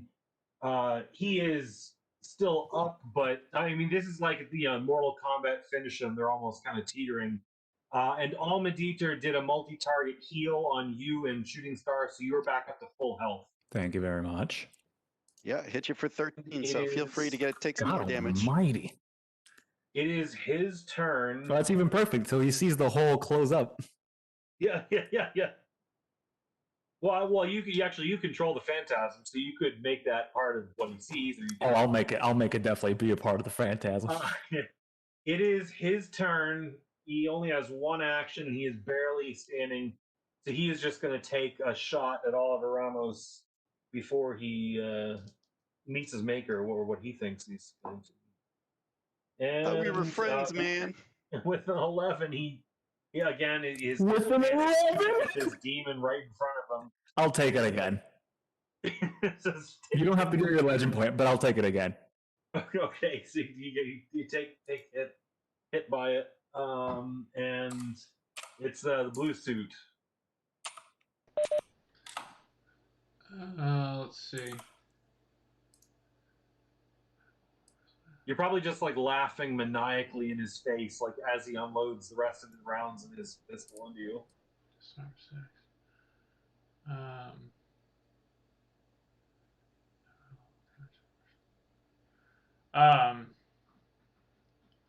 Yeah, I'm gonna deploy my shield and I'm going to slam him with my shield. Because if I do 10 over, we'll see. If I do 10 over, I can disarm him. Does it say the shield was that the one that's a major action to deploy it? Because you have to roll. No, it's a major action for me to do the resistance. I can deploy it, but the actual resistance part of it is me. I have to focus the boon to resist, right? Oh, you're saying the shield extends, but you have to. I have to honestly be like, okay, I'm deflecting bullets to resist. Like that's the thing. It's not a reliable item. Whereas when my reliable items, you just get your boon, like the jump boots. But what I'm trying to do is I'm trying to basically extend the shield and just bash his hand, or bash him, and I'm hoping that if I do enough damage, I can disarm him while bashing him. Okay. It's something different to do because I haven't done it ever, I think. So, but this doesn't get advantage, I don't think. If it's agility, it does. It's a forceful attack with my shield. Forcefuls are usually might, right? That's usually might based, yeah. Yep. Which. Well, I don't know, but if you're saying you're hitting him to like try to disarm him, that's if I'm attempting to disarm, it's at the disarms power level. I'm doing actually, you know what? Everyone else is gonna get it. I'm thinking it's like you're hitting the shield, trying to like hit on his wrist where you could like clip the thing off. If it's just a damaging attack, you're just gonna like break his wrist. You're trying to do like a targeted. It's not like a shield shove, which is all might. I think that's more agility. Well, yeah, no. So yeah, what the differentiation is? If I'm just trying to invoke the Bane, it's at the power level of the Bane, which is disarm 6, which is a 6 power level. If I'm just trying to do an attack, it's at forceful, which is based upon my might. So what I'm going to do is I'm just going to try to disarm him, and disarm 6 means I'm trying to like pop it up and then I grab it, essentially like one of those cool. Yeah. You can take control of it. Right. So that's not going to get any advantage, but it's going to give me at a power level of 6, which is 2 die 8. Okay. Why not? Fortune favors the bold. Let me get this and this. Oh, I had disarm 6 with my telekinetic person, and that one, yeah, when you disarm them, you take control of the weapon, So I just basically like make them like turn the gun on themselves and shoot themselves. Like I control it with my own 23 mind. 23 to invoke to disarm Bane. just to disarm. So yeah, so he is disarmed. Actually, and I can put it wherever I want. I'm gonna disarm him and pop it into Oliver Ramos's hand. And that's my turn. Well, I love you. I'm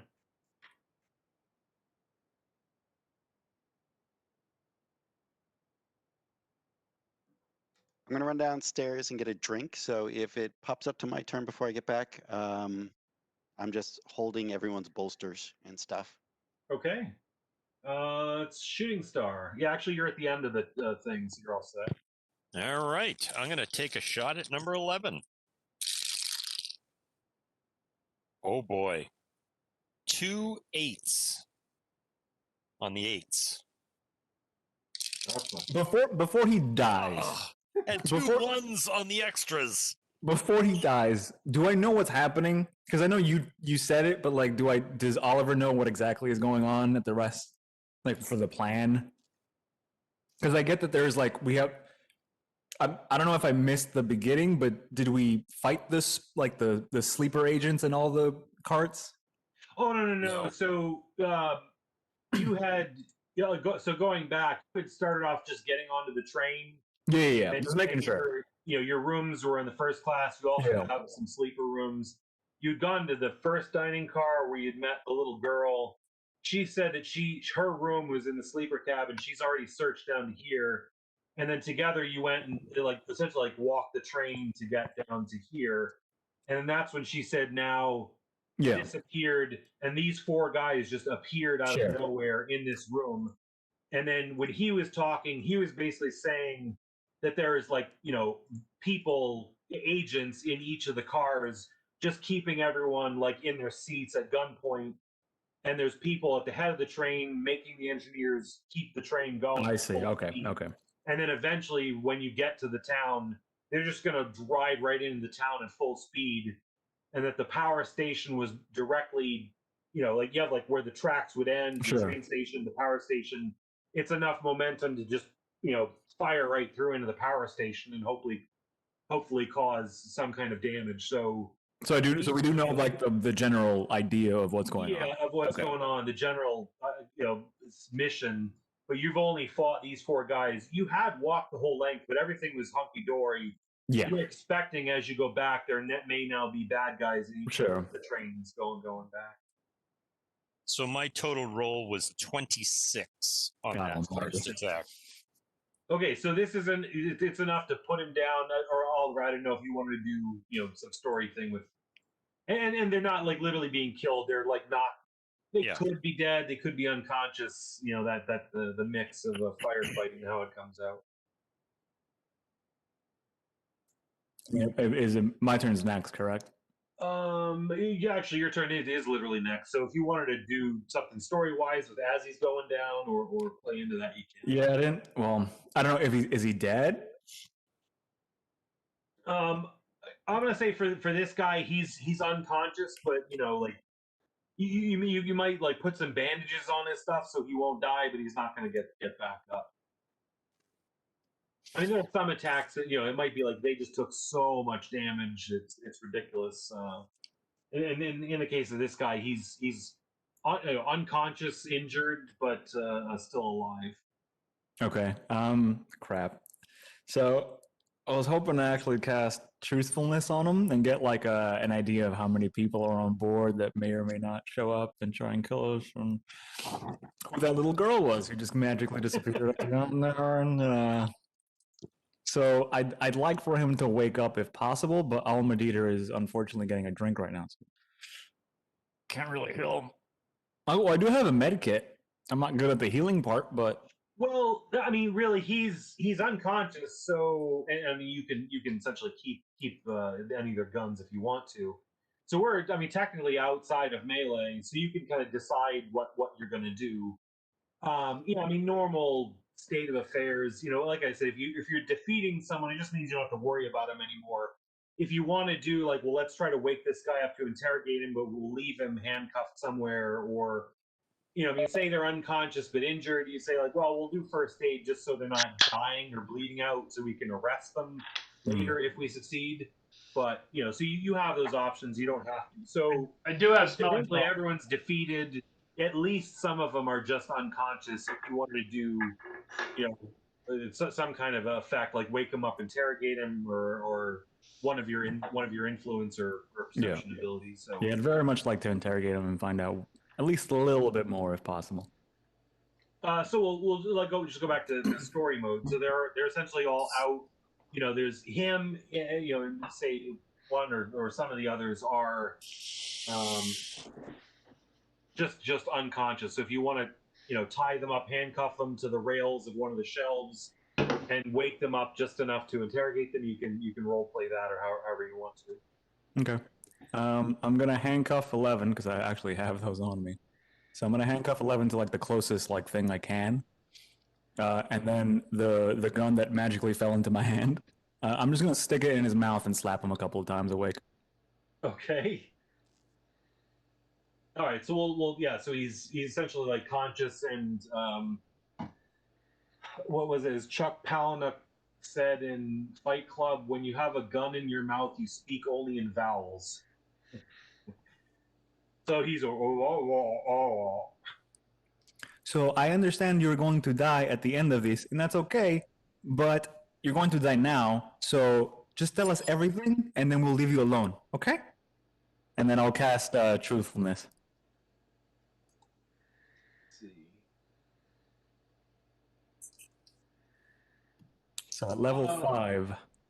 Yeah, go ahead and do the let's say versus resolve, and I mean, if I'm being honest, he really would have like a penalty to use resolve given the situation of being pinned down, gun in the mouth, the handcuffs and stuff. Well, I guess resolve, kind of mental toughness. Yeah, just do roll anyways. See how 18. 18. I think that's enough. Oh yeah, resolve. Yes. So the target answers any questions asked with honesty to the best of their knowledge. Yeah, when compelled to reveal something they would not reveal outside of duress. Oh, the target makes a will roll, and you make an influence roll if the target's high. Yeah. So it'll be like a battle of wills, if not. So I mean, he truthfully says like, "Well, I plan to die anyways, so whether you kill me now, it doesn't matter, I guess." Because it's funner if you scream on the way out.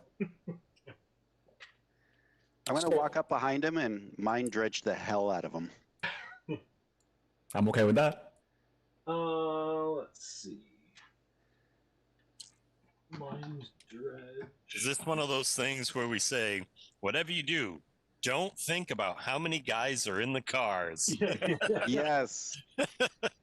So make a prescience check against his resolve. All right. Power level 6. It's not too high. While they're doing this, I'm over by the door looking through to see if anybody's watching our area. Okay. And let me just do a little. It's exactly why we have both Oliver and Alma here. Thank God! Finally, we interrogate with the people who can do it. The rest of us are just like fucking rubbing two sticks together over here. Like, tell us what we want to know. To be fair, all we're doing is beating them to like the end of their life and then asking them questions. So. But yeah, but you have a menu. You have this way about you that makes it work. The rest of us are just like, he died. So the way I think about it is I stand behind him, I put my fingertips on his temples, and then I just feel this like sucking sensation where I yank the memories out of his head. I rolled an 18 versus his resolve. Okay, and that's going to be enough. So shooting star is, and I mean, for now, I'm gonna leave. You were out of combat, but I'll assume you're leaving you're sustaining your boons, so you still has the bolsters and your bonuses and whatnot. Yeah, minor Standing action. at this window, you can. This is I essentially, Eric. I peeled back the cover to about as far as you can see. So you can see a little bit of a movement, and you can catch the uniform of one of the conductors. So you can see he is kind of like tucked back against the wall, and kind of peering out a little bit. And then, as I said, here would be where the restrooms and the cabins, and then here's that long hallway, and that's about as far as you can see down the hallway from where you are. In his actions, does he appear normal or suspicious, like he's nervous? You can't quite see everything about his face, but Yep. if anything, if you imagine like if there was a tiger here and he's like cowering in this corner away from something there, that Got it. seems to be he's almost like taking peeks but kind of staying back. It Yep. doesn't look like he's standing guard or holding any weapons like that. Yep. Okay, so that succeeded. So he has mind dredge on him as well as truthfulness. The power may target creatures of any intelligence. You gain access to the target's current thoughts as well as its recent memories. Initially, you may probe 1 day into the past. For every round the Bane persists, you gain an additional day's worth of memories. So, yeah. So, I mean, you essentially get access. And I mean, he as much as he said he'd be willing to die, like as far as threatening him, Yep. Oliver Ramos can also just ask him questions and he'll still answer truthfully. So really, between the two of those, you dredging his memories and him, having to answer questions correctly, he is indeed, a citizen of the Empire. He is a member of the Days. Uh, he did have something where his daughter was kidnapped and the police seemed to be investigating, and then when it finally came out that his daughter was found killed, it turns out that the police didn't do anything because he wasn't a respectable enough member of the community, or he's of a ethnic group that's a little on the outskirts. And if he was the mayor, they'd find his daughter immediately, but he's a nobody, so they didn't really try all that hard. And those crucial 24 hours went by, and she ended up dying, and he held the Empire responsible for it. I mean, it's one of those when you see his motivations and his thoughts to this, and you understand why he's taking such a drastic action. This is an action against the state as much as the people on this train or in the town are going to suffer. I mean, they are trying to invoke terror to get the government to try to talk to them and give them some kind of concessions, or whether they're going to do that or not. You don't agree with what he's doing, but you understand it. It's not completely outside of your realm of understanding. As far as this plan, they do have several people on the train. He's even thinking of the numbers. So as you had seen in the earlier investigation, this group does operate out of small cells. So they might know that they're 4-man teams, and they're probably going to be operating with roughly however many teams. But he doesn't know exact numbers. He doesn't have names of people in charge or anything like that. But everything he said so far does pass muster. So you actually see the memories of it. Eddie, he says to everybody the truth. It is the truth. They are hijacking the train. They're going at roughly normal speed now, but as they get close enough to the town, they're going to ramp it up to full speed and just barrel right through the train station, the power station. And you've seen their plans, and it's not just the structural damage. You see, they've figured this out. They have picked this town for a reason. If that train hits, this is going to be devastating. It's going to destroy half the town and kill hundreds, if not several thousand. I mean, it's like a town of like 2,000 people, but the majority of the towns, over 1,000 people, would probably going to die. There's probably roughly about 2 people per train. It's probably not 4, but 2, 3, maybe a 4 and a couple, but maybe on average 2.5 people per train. And what he also said was true, that most of the people were just sleeper guys, just hanging out as though they were passengers. If anything turned up that was a cop or a conductor asking too many questions, they would use this ruse to get them back to the freight car, take them out, dump them off the train, and then only when they got close or something went wrong that they would actually step up with their guns and try to stop the passengers. because the fight started, that's kind of triggered, and in a few cases, they're probably going to be active and running around. As far as how they got onto the train, he doesn't know who it is. He does know it's some superpowered mercenary of some kind that they actually had to save up quite a bit of money to pay this person to help them out. And that was, scouting things out, using their powers to try to defeat you or lure you to the back of the train, as well as use teleport to get these guys into this car, essentially trapping you. So Ask it about actually creepy doesn't kid. know. Ask about the creepy kid. Well, no, this is whoever the creepy kid is. This person, if it's actually a, the Entity or memories something? don't seem to actually indicate a kid. It's just a person. Gotcha. And if anything, he was kind of surprised it looked like a kid. All they know is it's some, not ally, but person they hired that was a superpowered person that would do the distraction and the getting them on the train. But beyond that, that was the only deal, was just covering any guys that showed up, getting them to the back of the train, and they're out. So I mean, it's possible they might still be on the train, but as far as what they were paid for, they shouldn't be. This was they probably just took off. Who knows if they teleported to just off the train or wherever they're going, but they should be gone from the rest of it. That's pretty much all they were hired to do. And the rest of it, that's pretty much it, unless you want to ask specific questions of or something I might not be thinking of.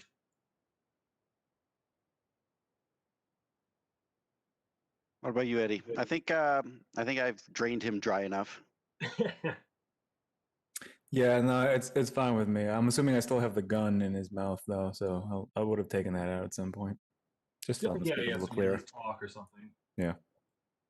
And then after he's done, I go, okay, so you're finished.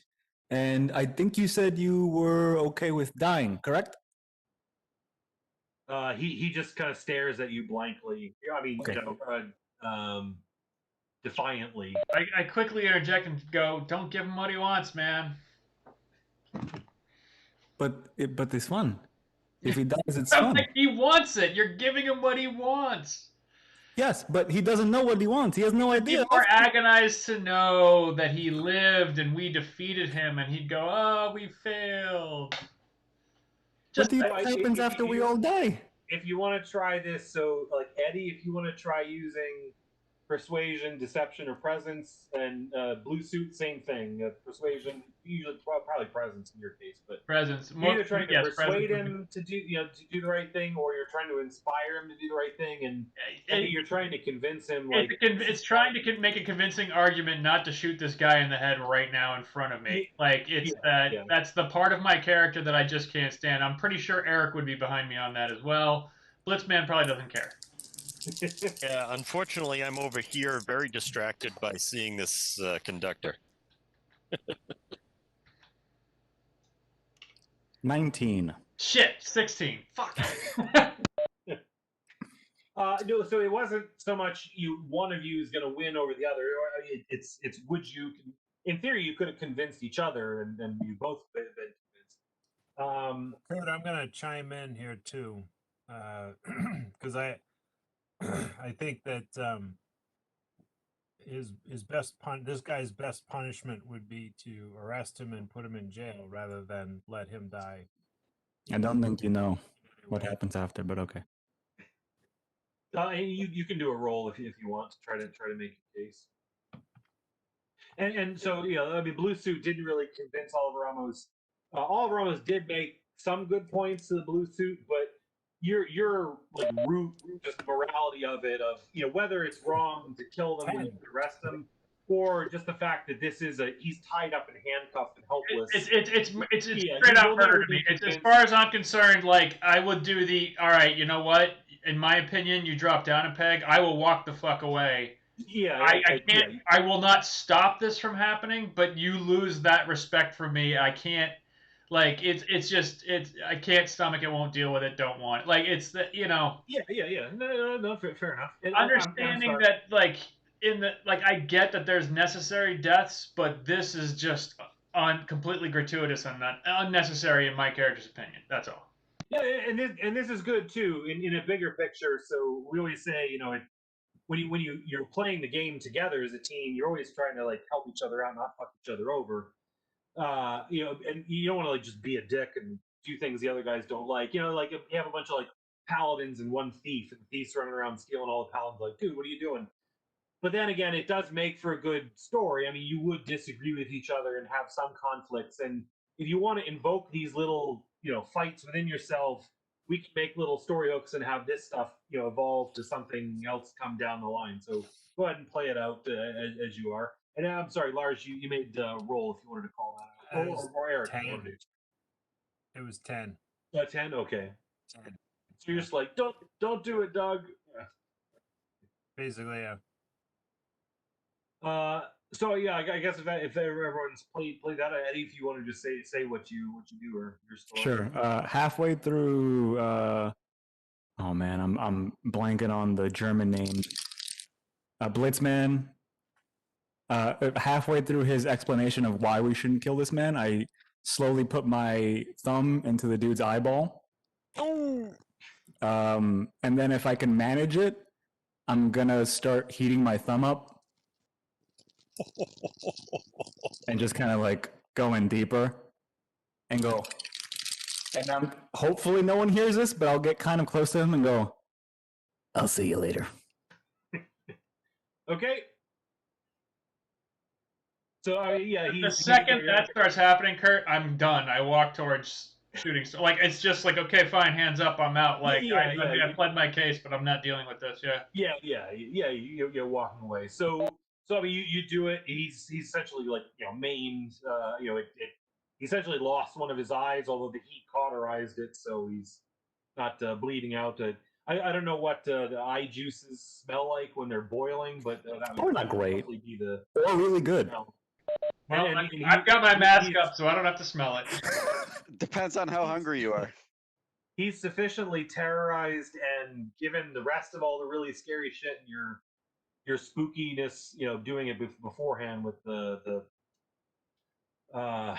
phantasm, he basically just passes out from the shock of it.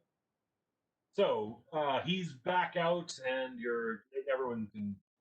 You essentially just describe what you're going to do. Eric, you've been watching at the window. Nothing else has changed. You kind of see the conductor pacing or trying to kind of peek out a couple of times, not really doing anything. And you could relay that to the rest of the team for whatever else they see. Yeah, I tell them, hey guys, from what we've just heard and from what I've seen in the next car, it seems like somebody's got a gun out already or something like that in the next car, and the conductor's just trying to hide from it.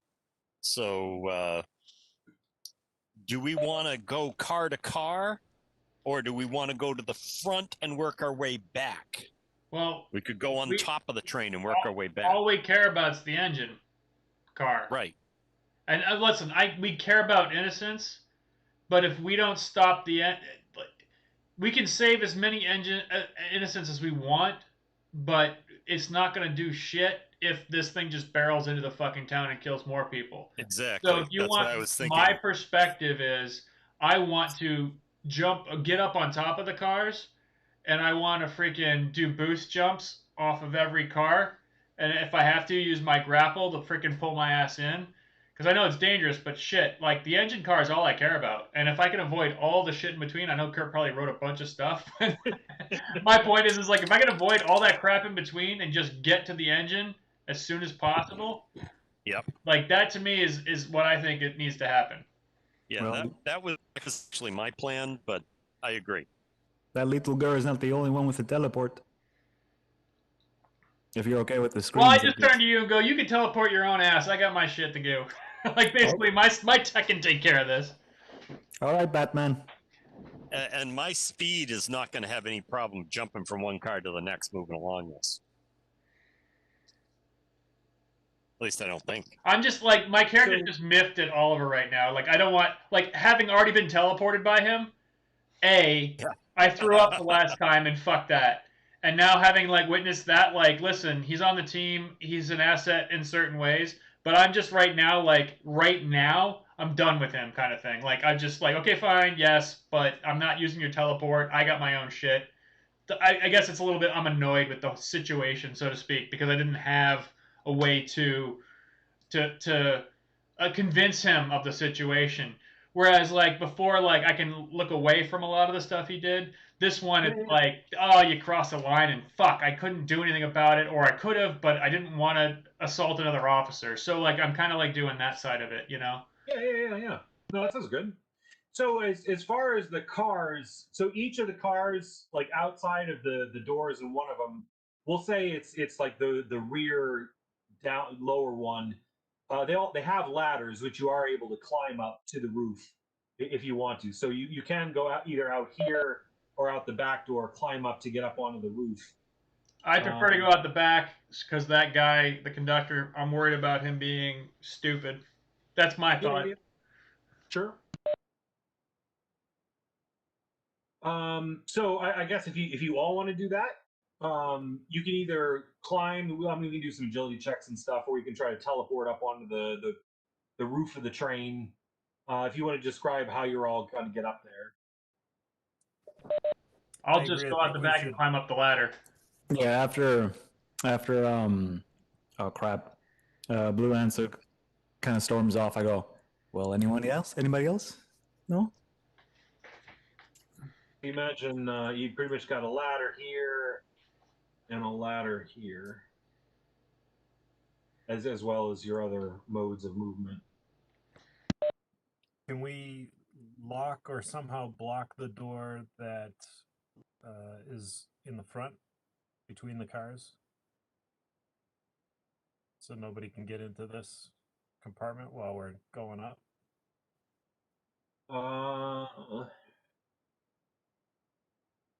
You've got, I mean, luggage and stuff you could stack in front of the door, or you could probably try to like damage the lock, the mechanisms of the door. All right, Kurt, I'm gonna weld the door closed. Okay. All right, so we'll just say this door is. Why is this not shrinking? Oh, no. Hey, Blitzman, while they're jumping along the tops of things and going to the front, do you and I just want to come up train by train and try to help people as they try to solve the issue of the train crashing? I think we probably should stick together as a group because All right. I think it would make things extremely complicated if we separate. Complicated is fun though. Complicated can be fun. I mean, I did like design the cars and stuff, but I Split kind the of party. like it. Split the party. Well, no, I don't mean splitting. I mean you just going up on the roof and trying to run up to the other train. I think we can. Let me clarify. I think what we should do is, as a group, go to the front of the train and regain control of the control of the train, and then some of us will have to remain in the engine compartment while the rest of us go back through and clear the rest of the train. No offense, I but agree with that. the second we stop the train, won't the sleeper agents become aware of the plan not working the way they want to? I didn't Not say stop that we it, should stop just- the train. Yeah. I think we should let it continue at a normal pace, but not Just go gain crazy. control. Yeah. Yeah. So Yep. I mean, from the memories and from what he said, they do have they have the engineers kept alive, and the guys are holding the engineers at gunpoint. The plan is to keep the train going as it normally would, and then just speed up at the end. So, in theory, no one on the train would know something is going on. The guys in these different cabins could be up and out with their guns out, or they could just be like quietly sitting there like waiting. But they're really their order, and it did come through in kind of their own briefing. They're not there to go through and just like kill all the people. It's to get the train to go through, and it's just to stop passengers from trying to get clever and escape or try to take back control of the train or something. You don't get the impression that if like all of a sudden the train stopped, be like, oh well, I guess we might as well start shooting. They're not quite that level of it. But yeah, you could essentially try to take out the bad guys in the locomotive, tell the engineers to just keep the train going at the normal speed, and then try to sweep through the train, to try to take the guys out or something. Or we could even play it as just play it quiet and wait till we show up, and then have all the police show up and try to clear the train, like the story wise. So Yeah, I mean, ultimately, I think so. From a logistical perspective, which is my main attribute, is solve the problem with the engine first, deal with those other problems after. So if we want to have a discussion after that, let's just deal with the primary goal. Make sure the train doesn't go fucking ballistic. yeah, and you do have time, so it's a 12-hour trip. I mean, honestly, doing the math, it's really more like 6 hours, but I wanted to give it a little bit more stretch in time in case you wanted to play it out. You do have, hours before you're getting even close to the train station. So, it's not like you got 45 minutes and the clock is fight ticking. And if you did want to split, like have half of you, just like start running down the train, the other half working through the cars, it might be a little bit of back and forth, or it might slow it down. But if you want to play that, you're welcome to too. There the own the downsides. It's not literally a walk in the park, walking on the top of a slightly curved train roof, going at 60 miles per hour at night in the dark. Watch out for the bridges. Yeah, that Tunnels. may be a thing. How fast is this thing going again? So most passenger car trains, even today, the non high speed rail, Yeah, they're pretty slow. their max speed, like by federal law limit is 80, really 79 miles per hour. It's really in kilometers. But most trains usually operate more around 60, 65. So it's pretty much the same as your car on a highway. You drive 65 at the very least, 80 at the most. So, imagine you're on top of a huge box truck driving down Route 2 at 60, 65 miles per hour. That's kind of going to be what it is like. But the top of the train is usually kind of a curved top. So it's going to be a little bit of a slower movement.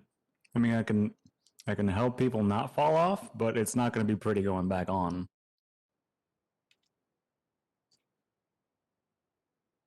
All right, so if you want to, you just for each character, you want to describe how you would get up to the roof. If you're going to take the ladder or teleport or some. I already told you I'm going straight out the back, jumping on the ladder. I'll climb out poof the out ladder. there. Yeah, I'm gonna follow him, and I'm just gonna use my climb ability and climb up to the top. Okay. Shouldn't be any difficulty And- that way. Oliver, if you want to just kind of keep me as a tag along, I'll teleport with you. I don't really mind all of this stuff that happens when you do this stuff because I'm pretty familiar with esoteric things. Yeah. I'll proof Almadita up too. Okay, so you can teleport her up, and then you teleport yourself. And then Lars, actually with your teleport, I'm guessing you can just teleport up to the top. Yeah. So if we're gonna have you, up on the top of this freight car, if you want to arrange yourself, sort of however you're standing with each other, who's in the front or the back or whatnot. Blue suit is very far away from Oliver. Yeah, I'm in the back, so I don't know whatever everyone else is. I don't know who's following me or not, but I'm climbing up the back ladder, so I don't know. Everyone else could instantaneously be there, but I was right behind you. okay. Yeah, wherever me and Alma were, we just went straight up. Oh, yeah, it's just I'm just trying to establish a party order that you're going to be moving up the train standing in. I guess So- Alma would probably So be give first. Oliver and Alma the initiative to put themselves first, because the rest of us are taking the slow ass time to go up the ladder. Does that make sense, or is that? No, it does. It does. Yeah, so Kurt, after I'm done welding the door, I'm just gonna teleport straight up, which will put me at the front of the car. I don't know if they would have had time to get up there ahead of me, and so therefore. Well, I don't care about the order. You're all standing on top of the train now. You just need to arrange yourself how you're going to be moving along on the top of the train. Yeah, that's cool. I'll be right behind Oliver Ramos and Almadita. And then put me, and then put Shooting Star and I together as well, like behind Blitzman, because we're moving the slow way. So, quick question. am I able to now bolster Oliver Ramos with the same bolster that I'm giving everybody else with the multi-target specialist thing that I have? Oh no, that's only for healing. So with my multi-target specialist, do I need to roll to add him to the bolster? I think you have to cast it again because I'm on it. So you're like effectively doing a new one. So On everybody. You might, unless you want to take 10, it's fine. Don't worry about it. All right. The second we get into a fight or a scuffle, I go invisible and Yeah, you're run not away big anyway. on agility anyways. Yeah, you're right. No. Yeah. You do have to, I mean, essentially cast it, but you have time because you're basically out of combat. And I mean, it can be enough of like 15 minutes, so you're going to be at full health as well. So yeah, so everyone will have the bolster on them. You guys can still have your haste and your resistance. Oliver, did you want your invisibility on or? No, because if I fall off, no one will see me, so I'll keep that. Where'd he go? He's still here, right? Yeah. We'll essentially play this. Like I said, I want there to be a risk of doing this, but if you're falling, you're probably gonna you fall and you're clinging to the edge, so you're gonna take some damage from like wrenching your arm, and then everyone's gonna have to pull you back up, or you'd have a hard time trying to pull yourself back up onto the train. Yeah, if I can, I'll ready an action. I'll ready a teleport. So the seconds, like the first person falls off, if they do, I can just go that'll real essentially quick. be like you would do that as an interrupt action, as a what's the other one? Defense and Improvise. Improvise. Yeah, an improvise action. So yeah, you're essentially going to be like this. Oops, in front. Did you want to be spaced out like this, or further, or closer together? Works for me. Okay, Yeah. so we'll essentially play you as you're on the top of the freight car now, and this is where you are. So you've got your like a bit of a leap to get across, and then just need to make your way up. So line that, sure. And again, as far as the scale of things, this is what you're working with for your distance. And we'll just make an initiative and actually front to back, make that easy enough.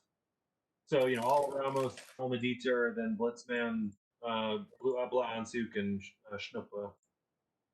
I'll kind of just gesture to Alma and go after you, and then like that little tear in reality kind of comes out. Although the wind is making the brimstone a little hard to smell, but it still kind of like smacks you in the face on the way. Right, I'll smile, nod, and take a step. Yeah, and right through she goes. 25, 30. And then I kind of go to Blitzman and go, next. And so you're doing your teleport. The other guys might be running and jumping and stuff.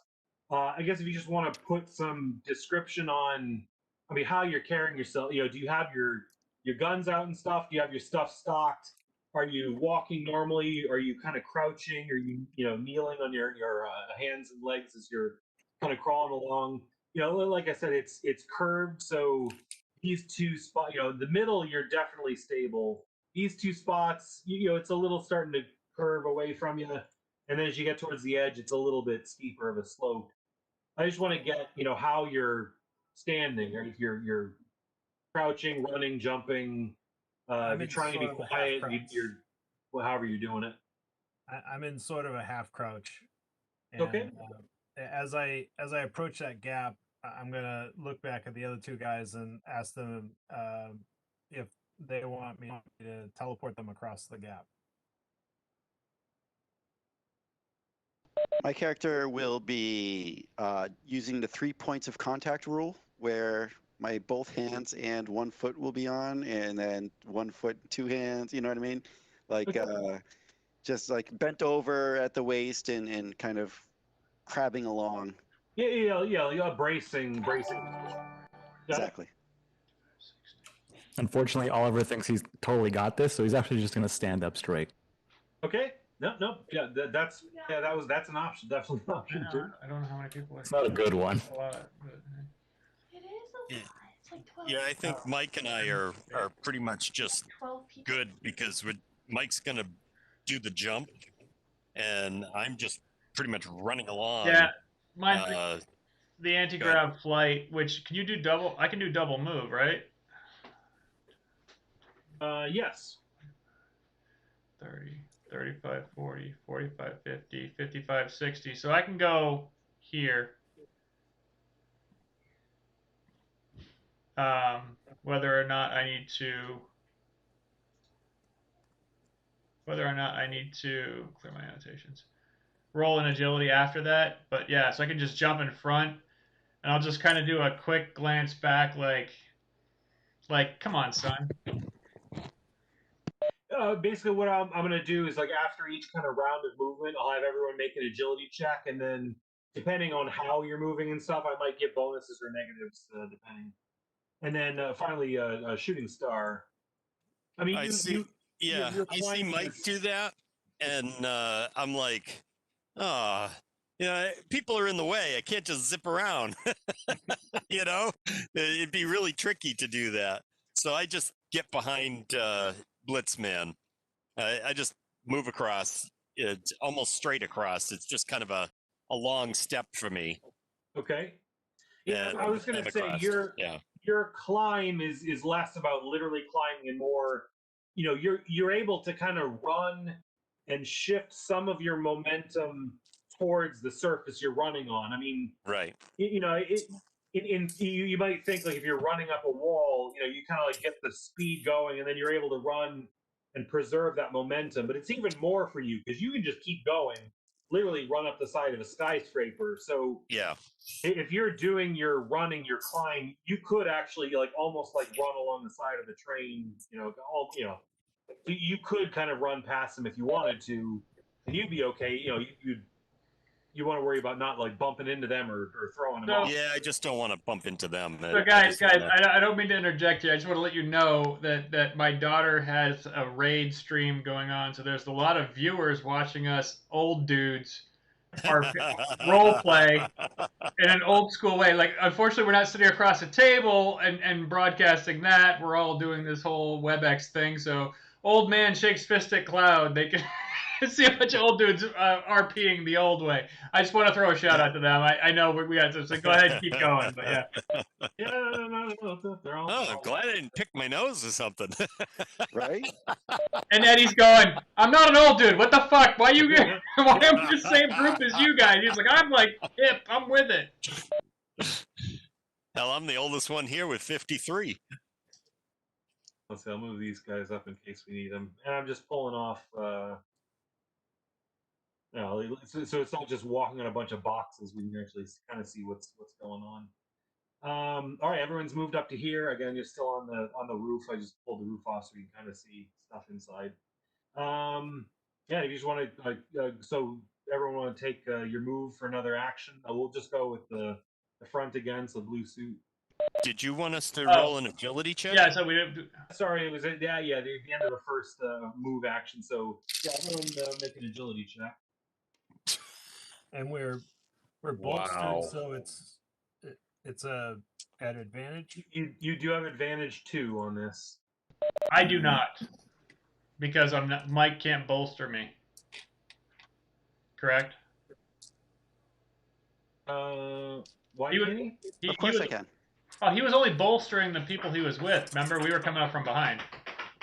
No. You guys were within distance for me to keep the bolster on nonstop. Yeah, it never dropped. He essentially did an area target to bolster you. He basically like buffed you all before you left.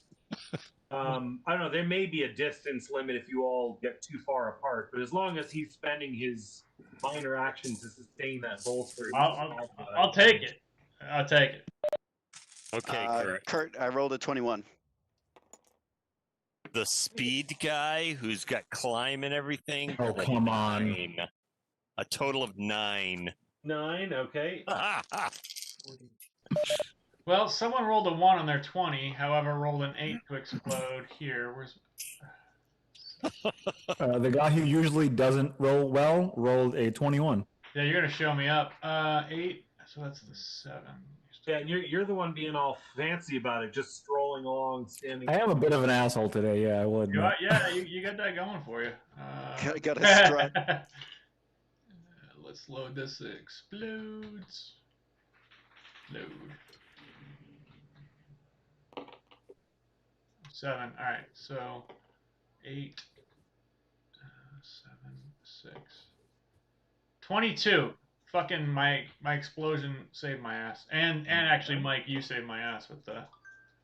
And Lars, I didn't hear yours. 30. All right, no problem there. So you all think you got this down. I mean, we had 21, 21, 22, 30.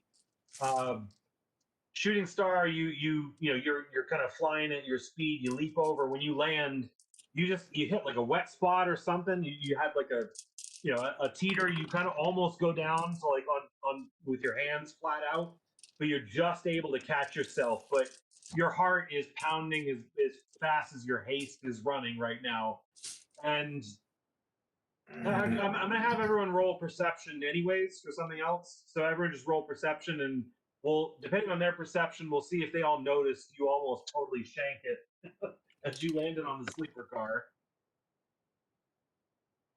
12. Does this also have bolster? You have bolster. It's all Not, of it, not right? on perception, on agility. Not on perception, just agility. That's a Oh, agility. okay. The agility roll, yes. The perception roll. Actually, yeah, here I am being that guy. Shut up, man. 11. Yeah. How about 5? Oh, 11 for me on perception. Oh, wait, 11. it's bolstered. Hold on. Mine is bolstered because I have my Alderbrella up. Yep, you do have the eagle goggles. Oh.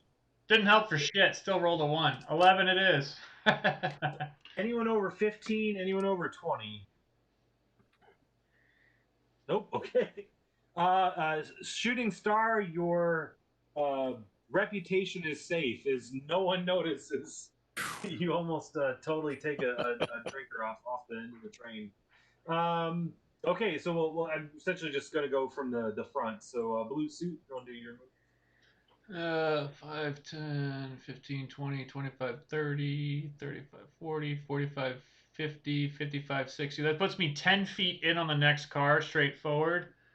And it's just straight up another jump, which I don't have to roll for because they're reliable. Okay. And just so you know, like they're not rocket boosts. They're anti-grav discs that kind of bound me forward. So it's not like I'm like, it's not like Iron Man and shit. It's more, Yeah, it's a lot cooler because we're in the age of Tesla with the electricity and the whole, electromagnets and stuff like that. So it's that whole like, woo, like there's almost like a sort of like weird sound that goes with it, you know. But yeah, kind of like Mr. Miracle and the new yeah. The Like, miracle, yeah, the discs and all that. the old school Or the Jetsons. Kirby tech. No, I'm not. No. After the bat dude, that is not happening. Hey, Eddie, was that a 5-gallon drum of water that you were drinking from? Almost. It's only 1 gallon. The TechBat's name was invoked, and the blue suit seems to lose confidence for a slight moment, and then he's like, "No, we defeated that asshole. My jump boots are working awesome." It's funny because like they had that sound, and I was like went back and tinkered to make sure they didn't have the sound because it's like, no, fuck that guy. Yeah, that's true, because he had little maglev pods on his little drone he was puttering around in. So yeah, if you were planning to make some lasers, his lasers were red, so you're gonna make your lasers green just to be different. Or, well, I guess they'd be blue for your ears. So Oliver Ramos, it's your move. Yeah, I'll just follow with like Almadeter. I don't want to leave her behind.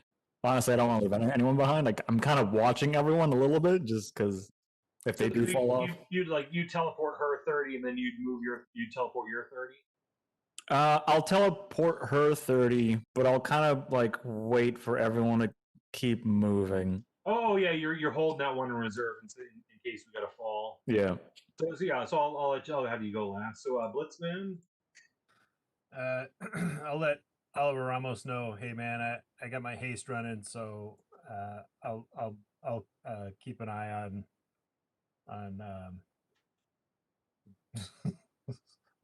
I keep blinking. Oh, my brother over here. Oh, shooting star? Shooting star. Oh my god. Fair enough. And Lars, Oh, so boy. you picked up teleport, so you can teleport now with your lightning, and you can do it as an attack. Now the teleport boon, you're also able to teleport other people, essentially friendly targets. Now, I didn't know if you wanted to have that as part of your ability as well, or if you were just going to have it where it's just you that teleports. I mean, I know you were saying you have your haste, like in case someone got to trouble, you could run over to them, but he's essentially holding his teleport in case someone's like about to fall. He can teleport them back up onto the top of the car.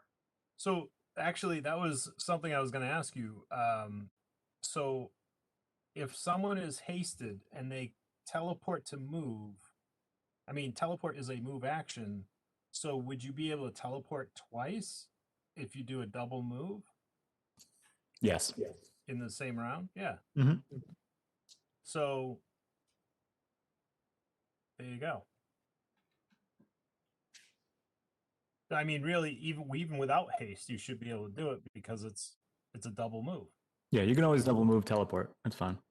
Well, you can always you have a major action and a move action, so you can already teleport twice. With haste, you get an additional major action. Right. If you use that action as an attack, it's a disadvantage 3, and you can't use it as actually you can't use it as an interrupt action, but you could in theory teleport 3 times. Yeah. If you use your whole action. Now, Eddie is able to use his teleport as an interrupt action to save someone. You could do that with one of yours, but you could not do it with your haste one. Your haste extra action, you can't use it as an interrupt because it's like an extra one. I got it. Okay.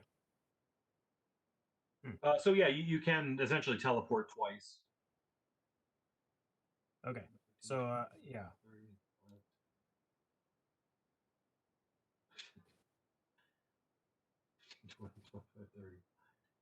Only 25. Yeah, I had it right. Counting is hard.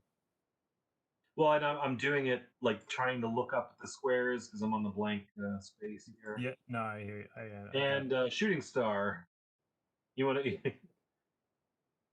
Oh, you're on mute. I'm gonna do a full double move, and with my haste, and I'm gonna go right past blue suit by 15 feet. Thank you for calculating that out for me. Yeah. That's just a double move. That's not triple. That's just double. So you don't want to be showing off. 110. Yeah. Well, nobody saw, so I'm like, I gotta get there. So, okay. am I supposed to roll now, or somebody else? No, yeah. So Oliver Ramos, it's your move now. Yeah, I'll go ahead and move forward. Okay. And then everyone roll agility with advantage 2. Well, actually, everyone but Alma Dieter, to be fair. Yep, I know. I don't get it. She's the Stupid Jobu. Jobu helps everybody but me. You could include yourself as an additional target. Oh, could I? 23 this time. That's more like it. 23. Managed at 21. You're definitely focusing this time. Oliver Ramos is just. I'm lucky as hell today. 14. 14. I'm supposed to be dead.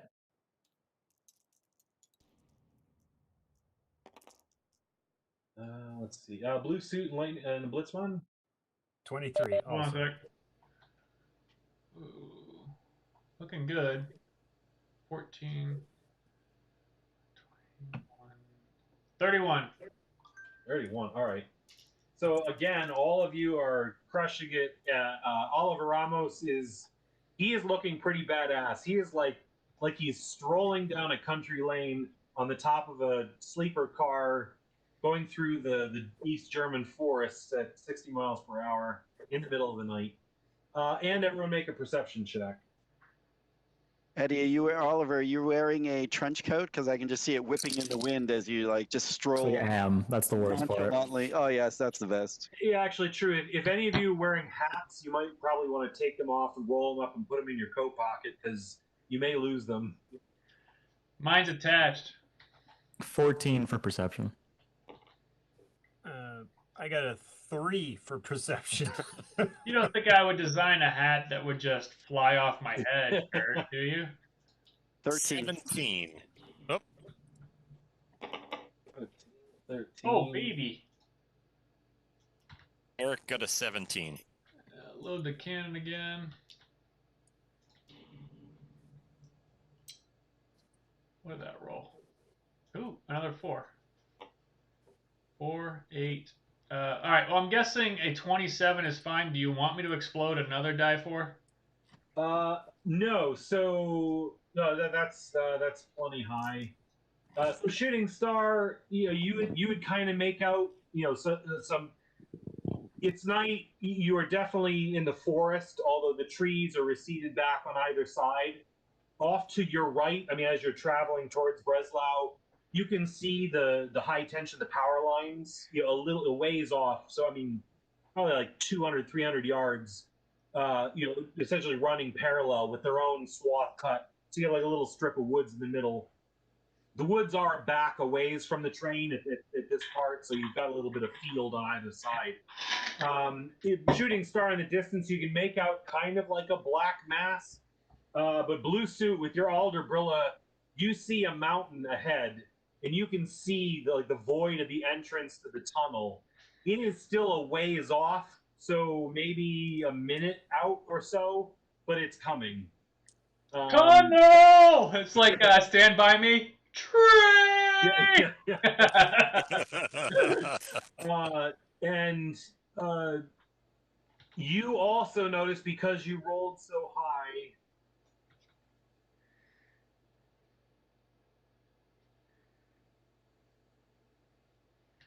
these 3 fine chaps climbing up the ladder onto the top.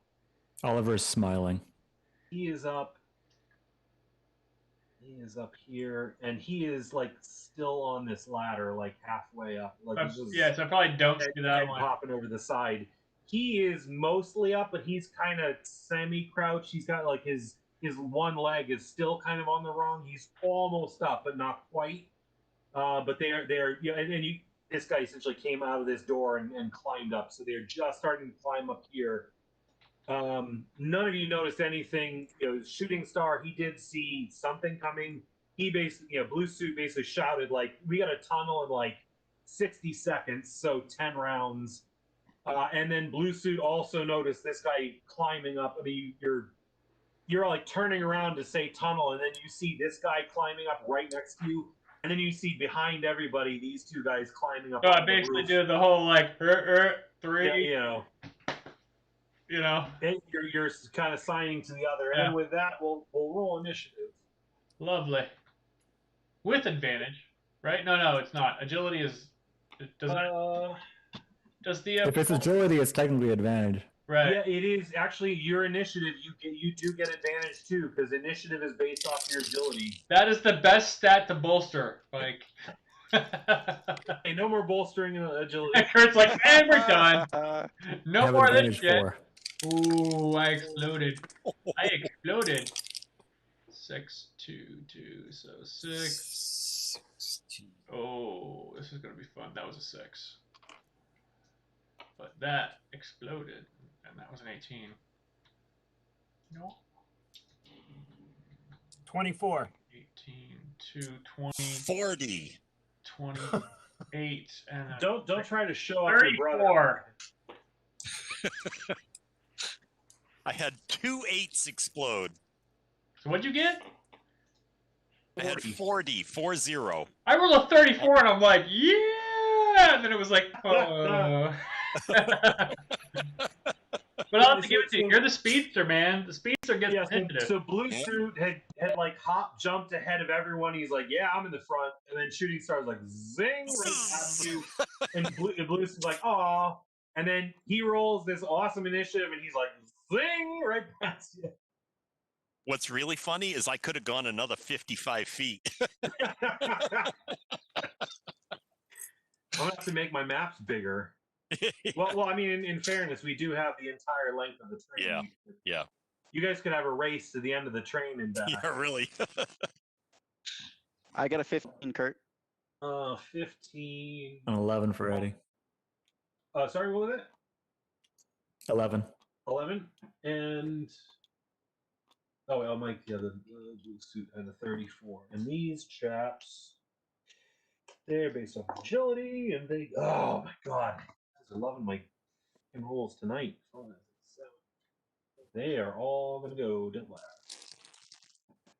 And this is 14, 15, and 16. And they are What did Lars get? Friday, 24. 24. Wow, damn. Saturday, and Sunday. What, they woke back up again? No, these are from a different train. Oh, okay. These are the guys in the sleeper car. You're thinking maybe either the sound of you running along the top, or the sound of you, slamming down with from your jet boots, like landing from the jump, might have made sound on the roof. And these guys walked out to the, either side of the train and then climbed up there with you. All right, so they are definitely last. I just have to put Lars ahead of him. All right, and so we're top of the order with Shooting Star with his 40. All right, I'm gonna move right next to Mike's blue suit, and that's within reach of 16, right? He is, like I said, he's kind of half up. Yeah. Actually, in fact, if you're doing a melee attack, you will have advantage because he's kind of coming up the ladder, not quite got his stable footing. Yeah, I was using my sap, and the idea is to knock him so he goes flying. But yeah. All right, so I'm gonna make my attack. Well, let's see. I have an 8 explode, so we'll see how that goes. This is Sunday. Not too bad. Oh, oh no, that was a 5. And if anyone's watching and you didn't get the names of the story before, this is a terrorist group known as the Days. If something happened to them, essentially how the Empire failed them or whatever that day was that tragedy happened, they renamed themselves as that day. Sunday for short, but it would be like Sunday, October 2nd, 1920, whatever that the event happened for this particular fellow. All right, that was a 25. 25. You definitely hit, and I think no, you don't. You didn't have the. I need 10 over. Yeah, you need 10 over. So yeah, no, you hit him for. Definitely hit him, smacked him good for damage. All right, and now I'm gonna hit him again with the extra attack. Okay. This is disadvantage 1. Disadvantage 1 plus 2. Right. So I only rolled that many dice. All right. And so that's only 14. 14. That one swings and misses. He's half climbing up. You hit him. He almost kind of like grabs onto the ladder and holds himself. You miss on the second swing as he starts to climb back up. And then blue suit. The blau Anzug. This is going to be fun. Air blast? Yeah, because if I force move him 10 feet, guess where he's going? 5, 10. All right, so hopefully it works, but I have an agility attack, which means I'm bolstered for now. Let's hope this works out, because although I will have spoke too soon and it won't work. Load. Okay, here we go. So I'm just going to do a damaging attack with... Oh, shit. I should just do a force move Bane. Why even go damaging? Yeah. Well, I mean, if you Why if you even go for the damage? Sure. Just poof, push him off. All right, air shot with my gun. Oh, I rolled so good. Yeah, that's versus guard. Okay, so thank God for advantage. 3, 10, 25. Bane attack. Force move 10. Or force move for 10 feet. Yep. Boom! See ya! And he is gone. You see him just like fall off and then hit the ground and just tumble through the field. See ya, sucker. And I still have a move if you want to. I'm gonna figure. I can't leave. All right. I'm just gonna move 5 foot diagonal back down and turn and just try to keep some sort of like. I can't leave these guys to deal with this shit. So it's basically gonna be like just train and just keep an eye. They might be able to handle them with Blitzman, but if I get a shot, I'm gonna try to do a force move as well. I can't move forward without them. Plus, we have the tunnel coming, so I'm just gonna help the team. So I know, like I said, it's a little flatter in the middle and a little curved toward the edge, but the ladder is right here. If you wanted to like crouch and hold on to the ladder, if you wanted a cleaner shot, since these guys are all standing in the middle, No, you could I'll kind stay of in the brace middle, and yourself. I'll just rely on my agility and my attack. I'm gonna be Okay. the hero. I'm gonna be the hero here. Fortune favors the bold. All right. And then we go to Blitzman. All right, so I'm gonna teleport to right behind Oliver Ramos. To here? Behind him, like closer to the enemy. Oh, 25 okay. feet behind from Okay, and then I'm gonna do a knockdown attack against number 14. Okay. He's still on the ladder, right? I would say, actually, of anything, knockdown wouldn't work because he's basically like literally holding on to the ladder. So it's like Okay. someone's holding on to something. They're not free form to be able to fall down.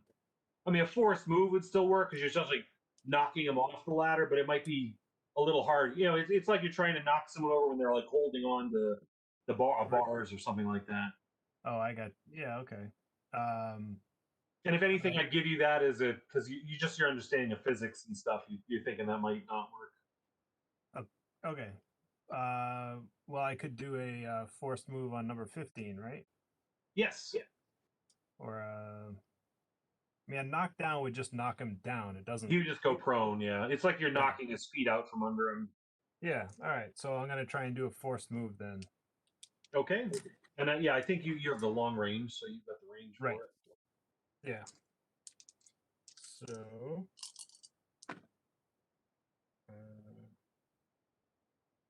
19, In case we need it. 23. 20. And what's the power level? 6. Okay, so that's 15 feet. Yep.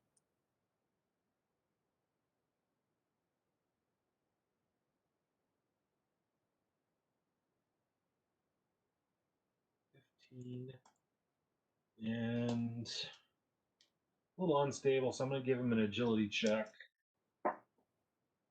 And he does hold on. So he kind of goes flying, lands, but he's able to, the same thing, plant his hands in front of him and regain his stability at least. Okay, so then I'm going to attempt a blinding attack on number 14. And it's because it's my second attack, it's at it's at disadvantage 3, right? Yeah. So 2d8.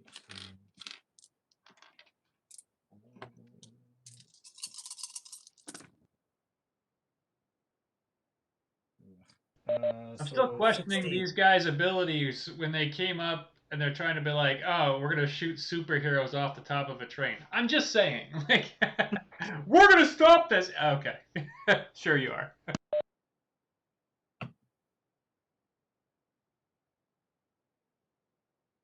16. It's the same idea as the guy who shoots at Superman and then throws the gun. Yeah. That's exactly. It's like, The and then he bullets tries to didn't punch work, him, maybe the and he goes, gravel worked. "Ah!" Yeah. They always throw the gun. I go, well, desperation. I guess. What else are you gonna do? So you do the lightning blast to try to like you dazzle his eyes, but the timing or the distance isn't quite right. So he's he sees the sparks in front of his face, but he's able to see okay still. And that was your move attack. Yep. So Alma Dieter. I am going to.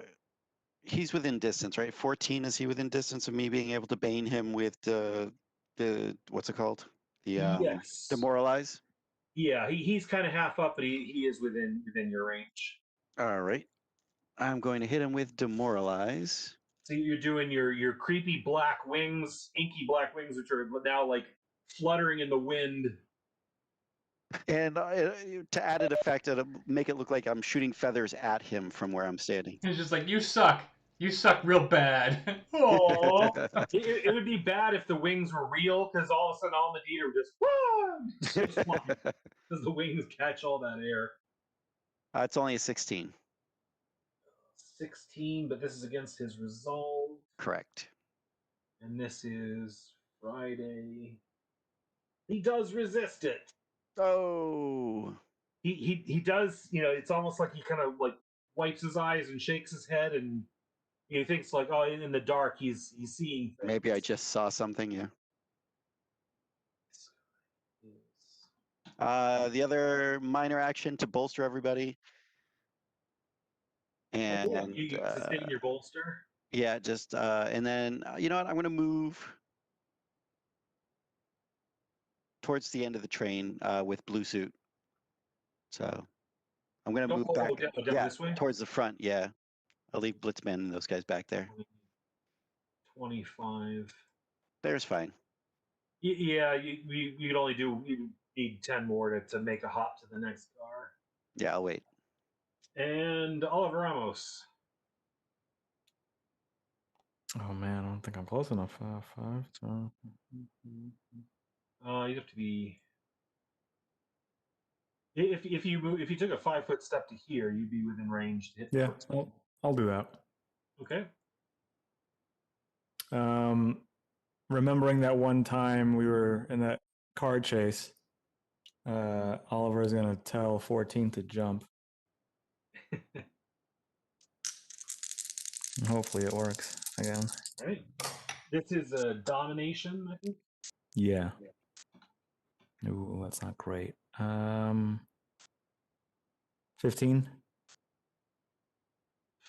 15 does not work against Friday. He has a especially strong will.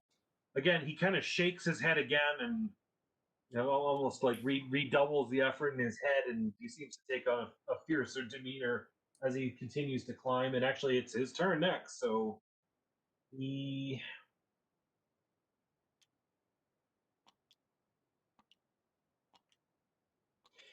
climbs partway down, so it's kind of just his head and his arm above. He is going to essentially be prone for the as far as the effect. But he's basically kind of like hunkered down, so it's just his face. And he's got his gun out, and he's going to take a shot at. Actually, you are visible, so you can see both of you. 1, 2, 3, 4. He takes a shot at Blitzman. And he is within range.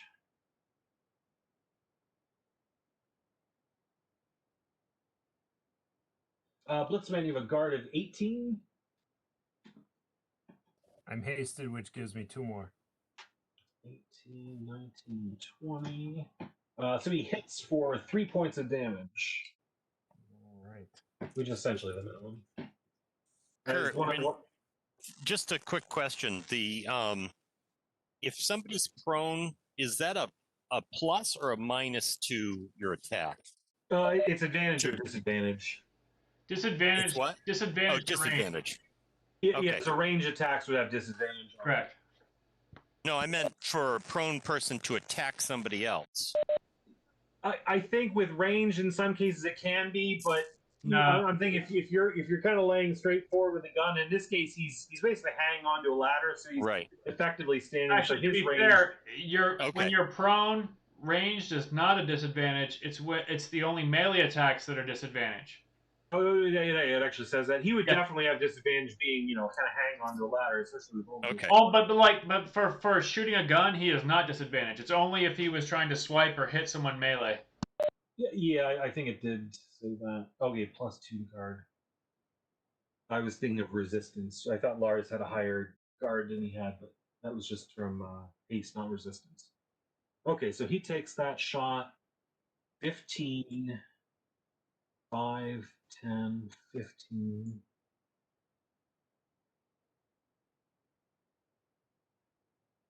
20, 25, 30.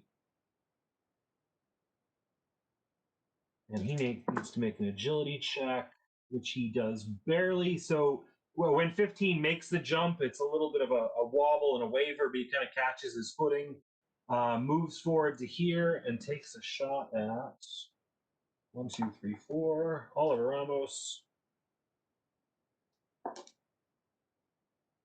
Have we been healed since then or not?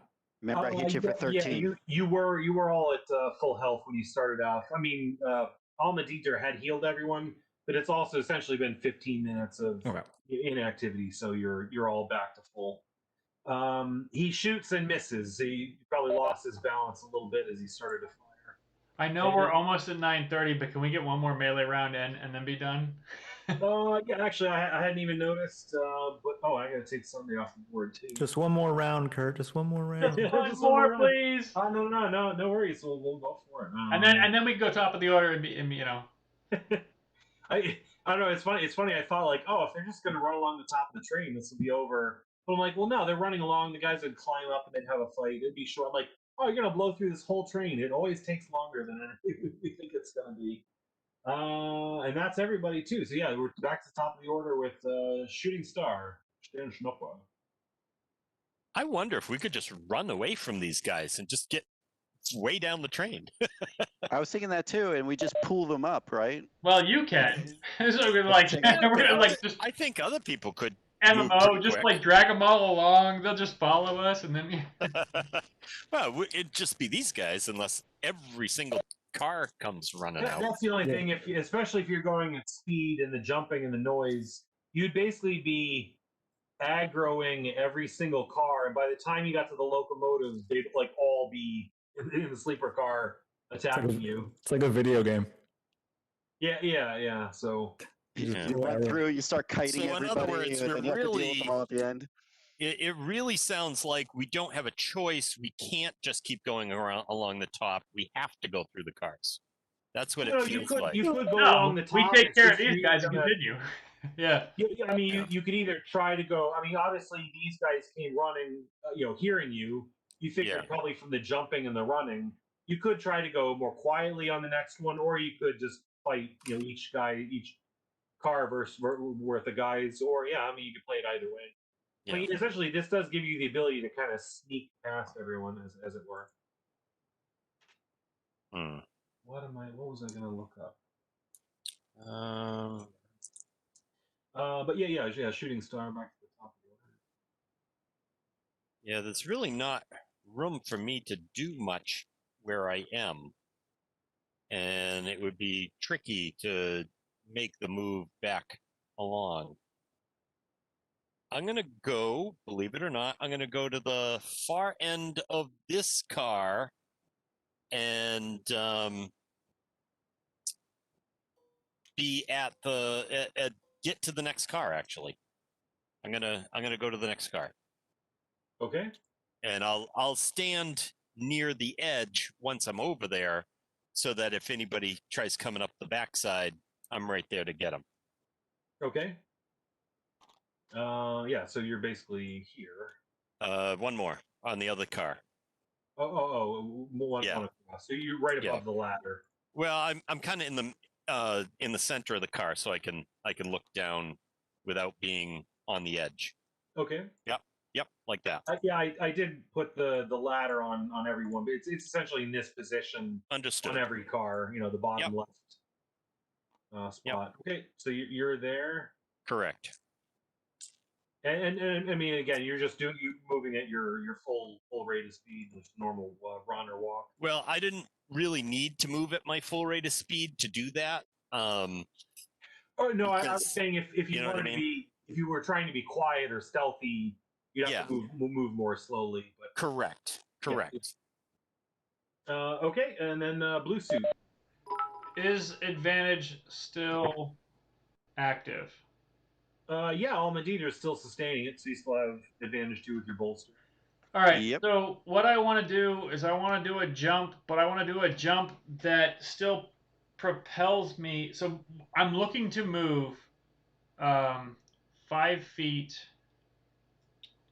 to my right, but up 10 feet. So it's the whole propulsion thing where I'm bolstering back and over, and mid jump with my enhanced ranged, I'm going to shoot at 14 for a bane attack, a forced move, when I move over to the right. So I'm looking to angle 14. Basically, you're on the train. You're kind of jumping. I mean, a little bit back to counter the wind, but up and to the right to get the angle on him. Correct. So you can tell me whether or not I'm at a disadvantage, which is fine because I'm at advantage with what Mike gives me, or what Mike has given me. So I would only be disadvantaged. I'd be advantage 1 as opposed to disadvantage 2. I mean, and you started here. I mean, where are you like? Up. Where's the top of your arc, and where are you landing? The top of the arc is like 10 to 15 feet to get the angle, and then back down again. So moving up north. Yeah, but you're only moving north by 5 feet. Sure, yeah. So it's like the whole. Yeah, so you have a higher angle, but you're firing from here essentially. Correct. Yeah, I'm just, and it's hard to gauge, but I'm just doing that to draw out the force vector, so I can tell which direction he's going roughly. I mean, I can go. I can go it's a bit 10. down. It's gonna be down as well. Right. Basically, I'm trying to like Yeah, so he would like slam into that car and then Yeah, I mean, he may have to make an agility check to re-grab something, but I'm just looking to do something heroic. So Yeah. So let's see. So it's a normal action, which would normally be a normal attack. And he's prone, so it's disadvantage 1, and he's actually holding on to the car. I say it's disadvantage 2 for right, and I'm advantage 2, so it's a straight roll. Oh yeah, and then the bolster's advantage 2. Yeah, so it's a straight roll. Gotcha. And yeah, you can't do it as a focus action because you're doing the jump. Because I'm doing the jump, and it's a risky move, but yeah, we're going for the. Oh my fucking god! The hero factor. Legend point gives me what, an additional die 8. You get to roll another. Or yeah, you could just add another 1 die 8 to it. All right, well, I'm gonna fail on this one. It was gonna be so cool, but I rolled an 11. Hey, you like you said, use 3 legend points. You boost that up there. Dude, I rolled a 1 on my 20. So I'm not going to be able to boost shit. So I'm just going to be like full on miss. But it looked cool while I was doing it.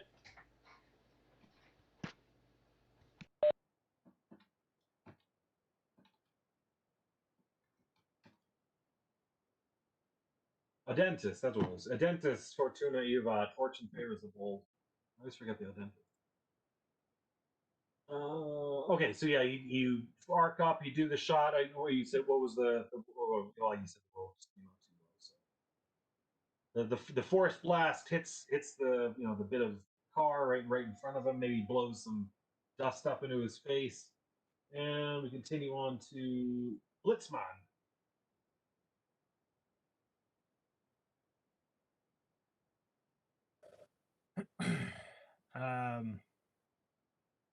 That guy just can't take a hint, huh? No, he really can't.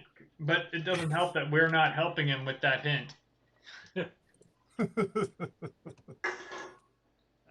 I'm doing a full-on attack against number 15. Damaging attack. Okay. And that is a lot. 27, 20, let's see. Shooting star. 30.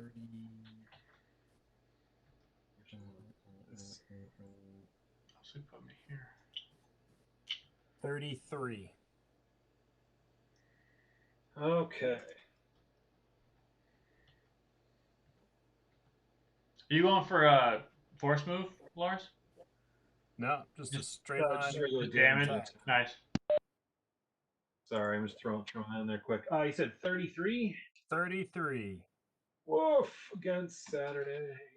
Right, and it's Bane focus stunned if it's high enough. It is. So you I was hit gonna him say if for it wasn't, damn. heavy damage, and he is injured, so he's below 2/3, and he gets you're stunned.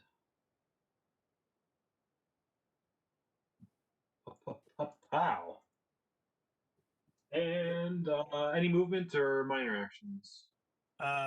So I'm gonna turn back around and see if I can see the tunnel coming up. Is it something we'd be able to see? So It's 10 rounds Blue away.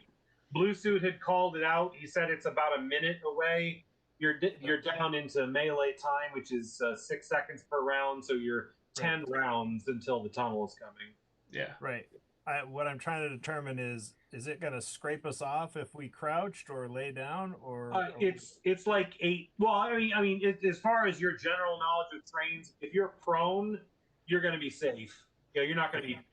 It's not that level of clearance. As far as the exact clearance, if you could crouch or something like that, you don't know, and you honestly you can't see. It's like 8, 9, or 10 p.m. at night. Scrape them off, Claire. Scrape them off. Okay. So can I zap number 14 also for my second attack, Let's see. or is that going to be? Who'd you hit the first time? 15? Yeah, 15. 15. Nailed him. Yeah, I'd say it's a difficult shot, especially since he's so far down. It's really just kind of his head popping up, and your line of sight's kind of going through 15. So I'm guessing it would be a difficult shot. So if I take a 5 foot step, if I move forward at a diagonal, would that? Oh yeah, you could hit. You have a clear shot from here. Okay. So that I'm gonna attack him. It's my second attack, so it's at a disadvantage 3. Well, before you roll, so it's Yeah. it's disadvantage 3 because it's your second attack. Yeah. Because he's essentially prone and it's a range attack, you're now disadvantage 4. Yep. And yeah, actually the bolster doesn't help your energy. All right. They running out of dice. Let me get one more die 8 out of the bag here. Here it is. All right. Oh, that's gonna be a thing anyways. It's the advantage of big wide hands. Oh, that's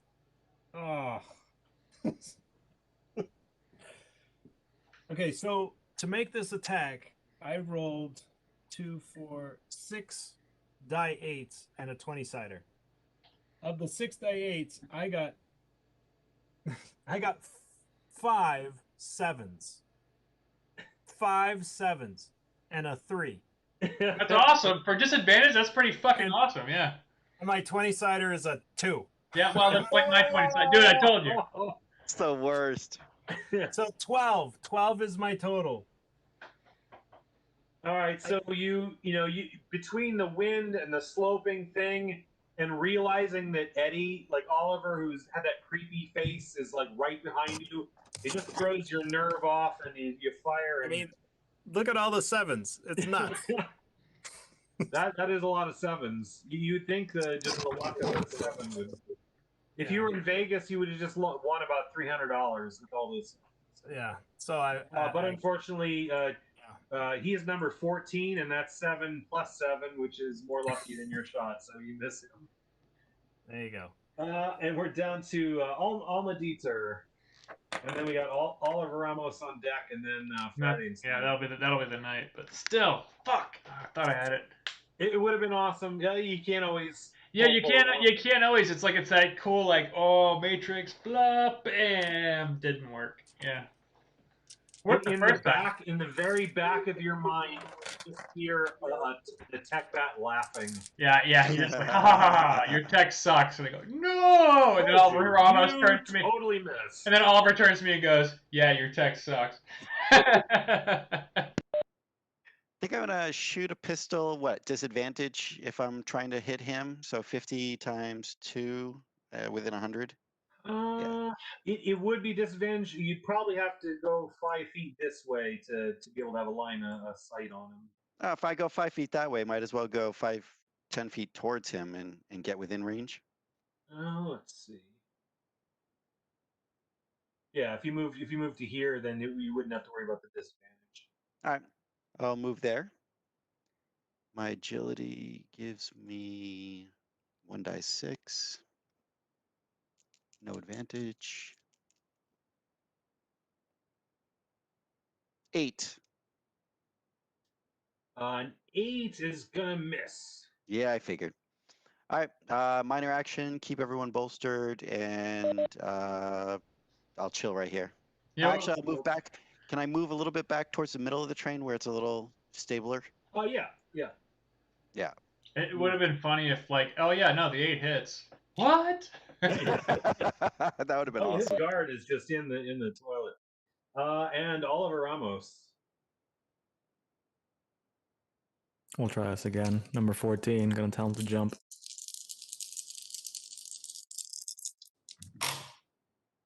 That's not any better, but okay.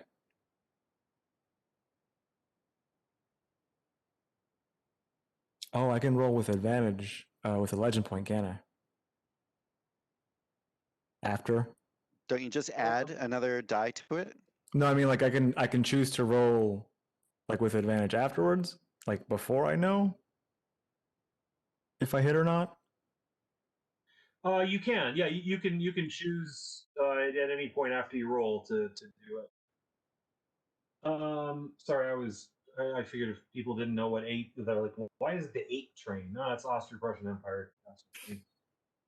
So it's your attack. Let's see. No, what are you doing for your action? Well, I was gonna tell 14 to jump again. Okay. Yeah, you don't really need line of sight for that. But then now that I'm looking at it, I rolled poorly on the D20 and on the D8s, so it doesn't really matter. And you did remember that he's you have a very stubborn mind. Yeah. No, it did. I'm also very stubborn of myself. So let's see if this works. Yeah, and also well, sorry, Eddie, maybe you didn't get it for the last time. We're trying a different rule. So when you use your legend point, you're not just getting advantage; you're just getting an extra die.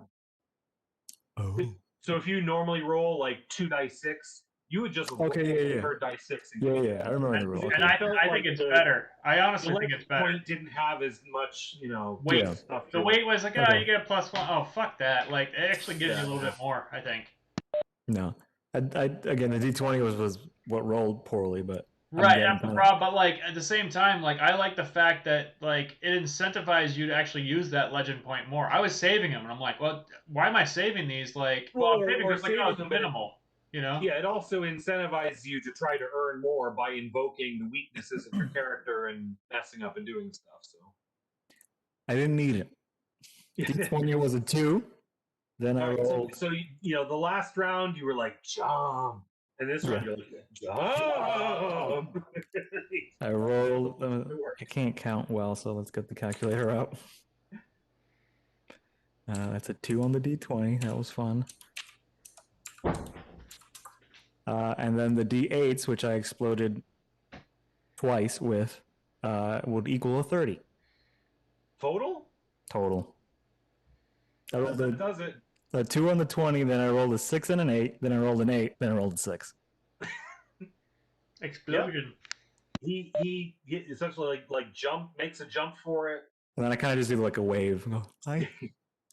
You're not, he did kind of jump on purpose. So he's kind of trying to tuck and roll, but you are going 60 miles per hour. There's a little bit of an embankment and just a lot of grass. So I'm not sure if he's dead or unconscious, but yeah, he just kind of jumps off the Yeah, train. he's just a human skid mark at this point. And 15 is gonna roll to resist his stunned, and is not persistent. Oh, and he failed, so he is stunned, and that's where we'll pick it up next time. Let's see. Awesome. Let me just do this. I think this was 2 rounds, so 8 rounds.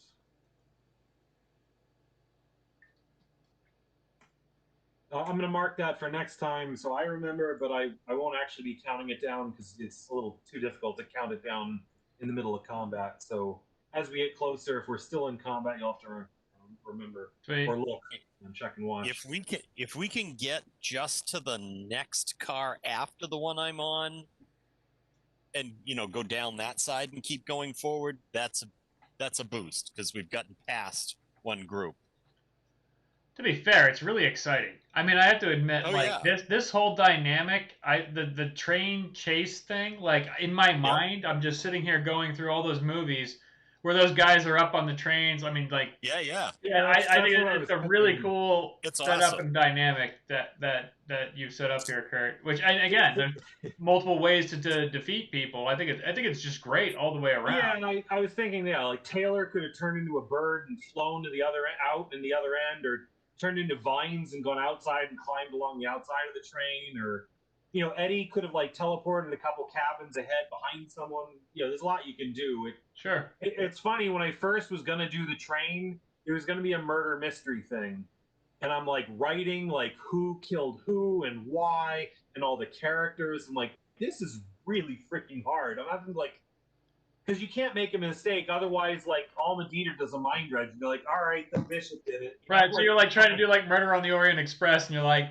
yeah, I was trying to do something like that. I'm like, this is just so hard, and I'm like, oh, let's just do the James Bond thing of the fighting on the roof and whatnot. And cool. I don't know, even the roof. I thought you were just gonna go like car to car and clear them, and then you're like, we're just gonna go on the roof and run up to the front. I'm like, fair enough, that could work. I'm like, oh, but then the guys might hear them if they were too loud, and we'll see.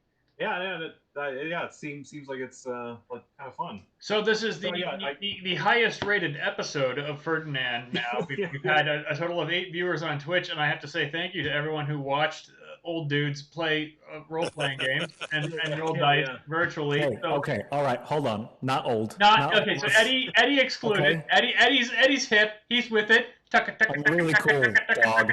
Oh, I'm really cool. He is. I was gonna.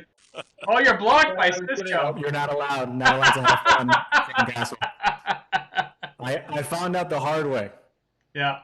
No. Eddie. So if anyone's watching, Open Legend RPG, it's an open source. You don't even have to buy it. You can just play it. It's fantastic.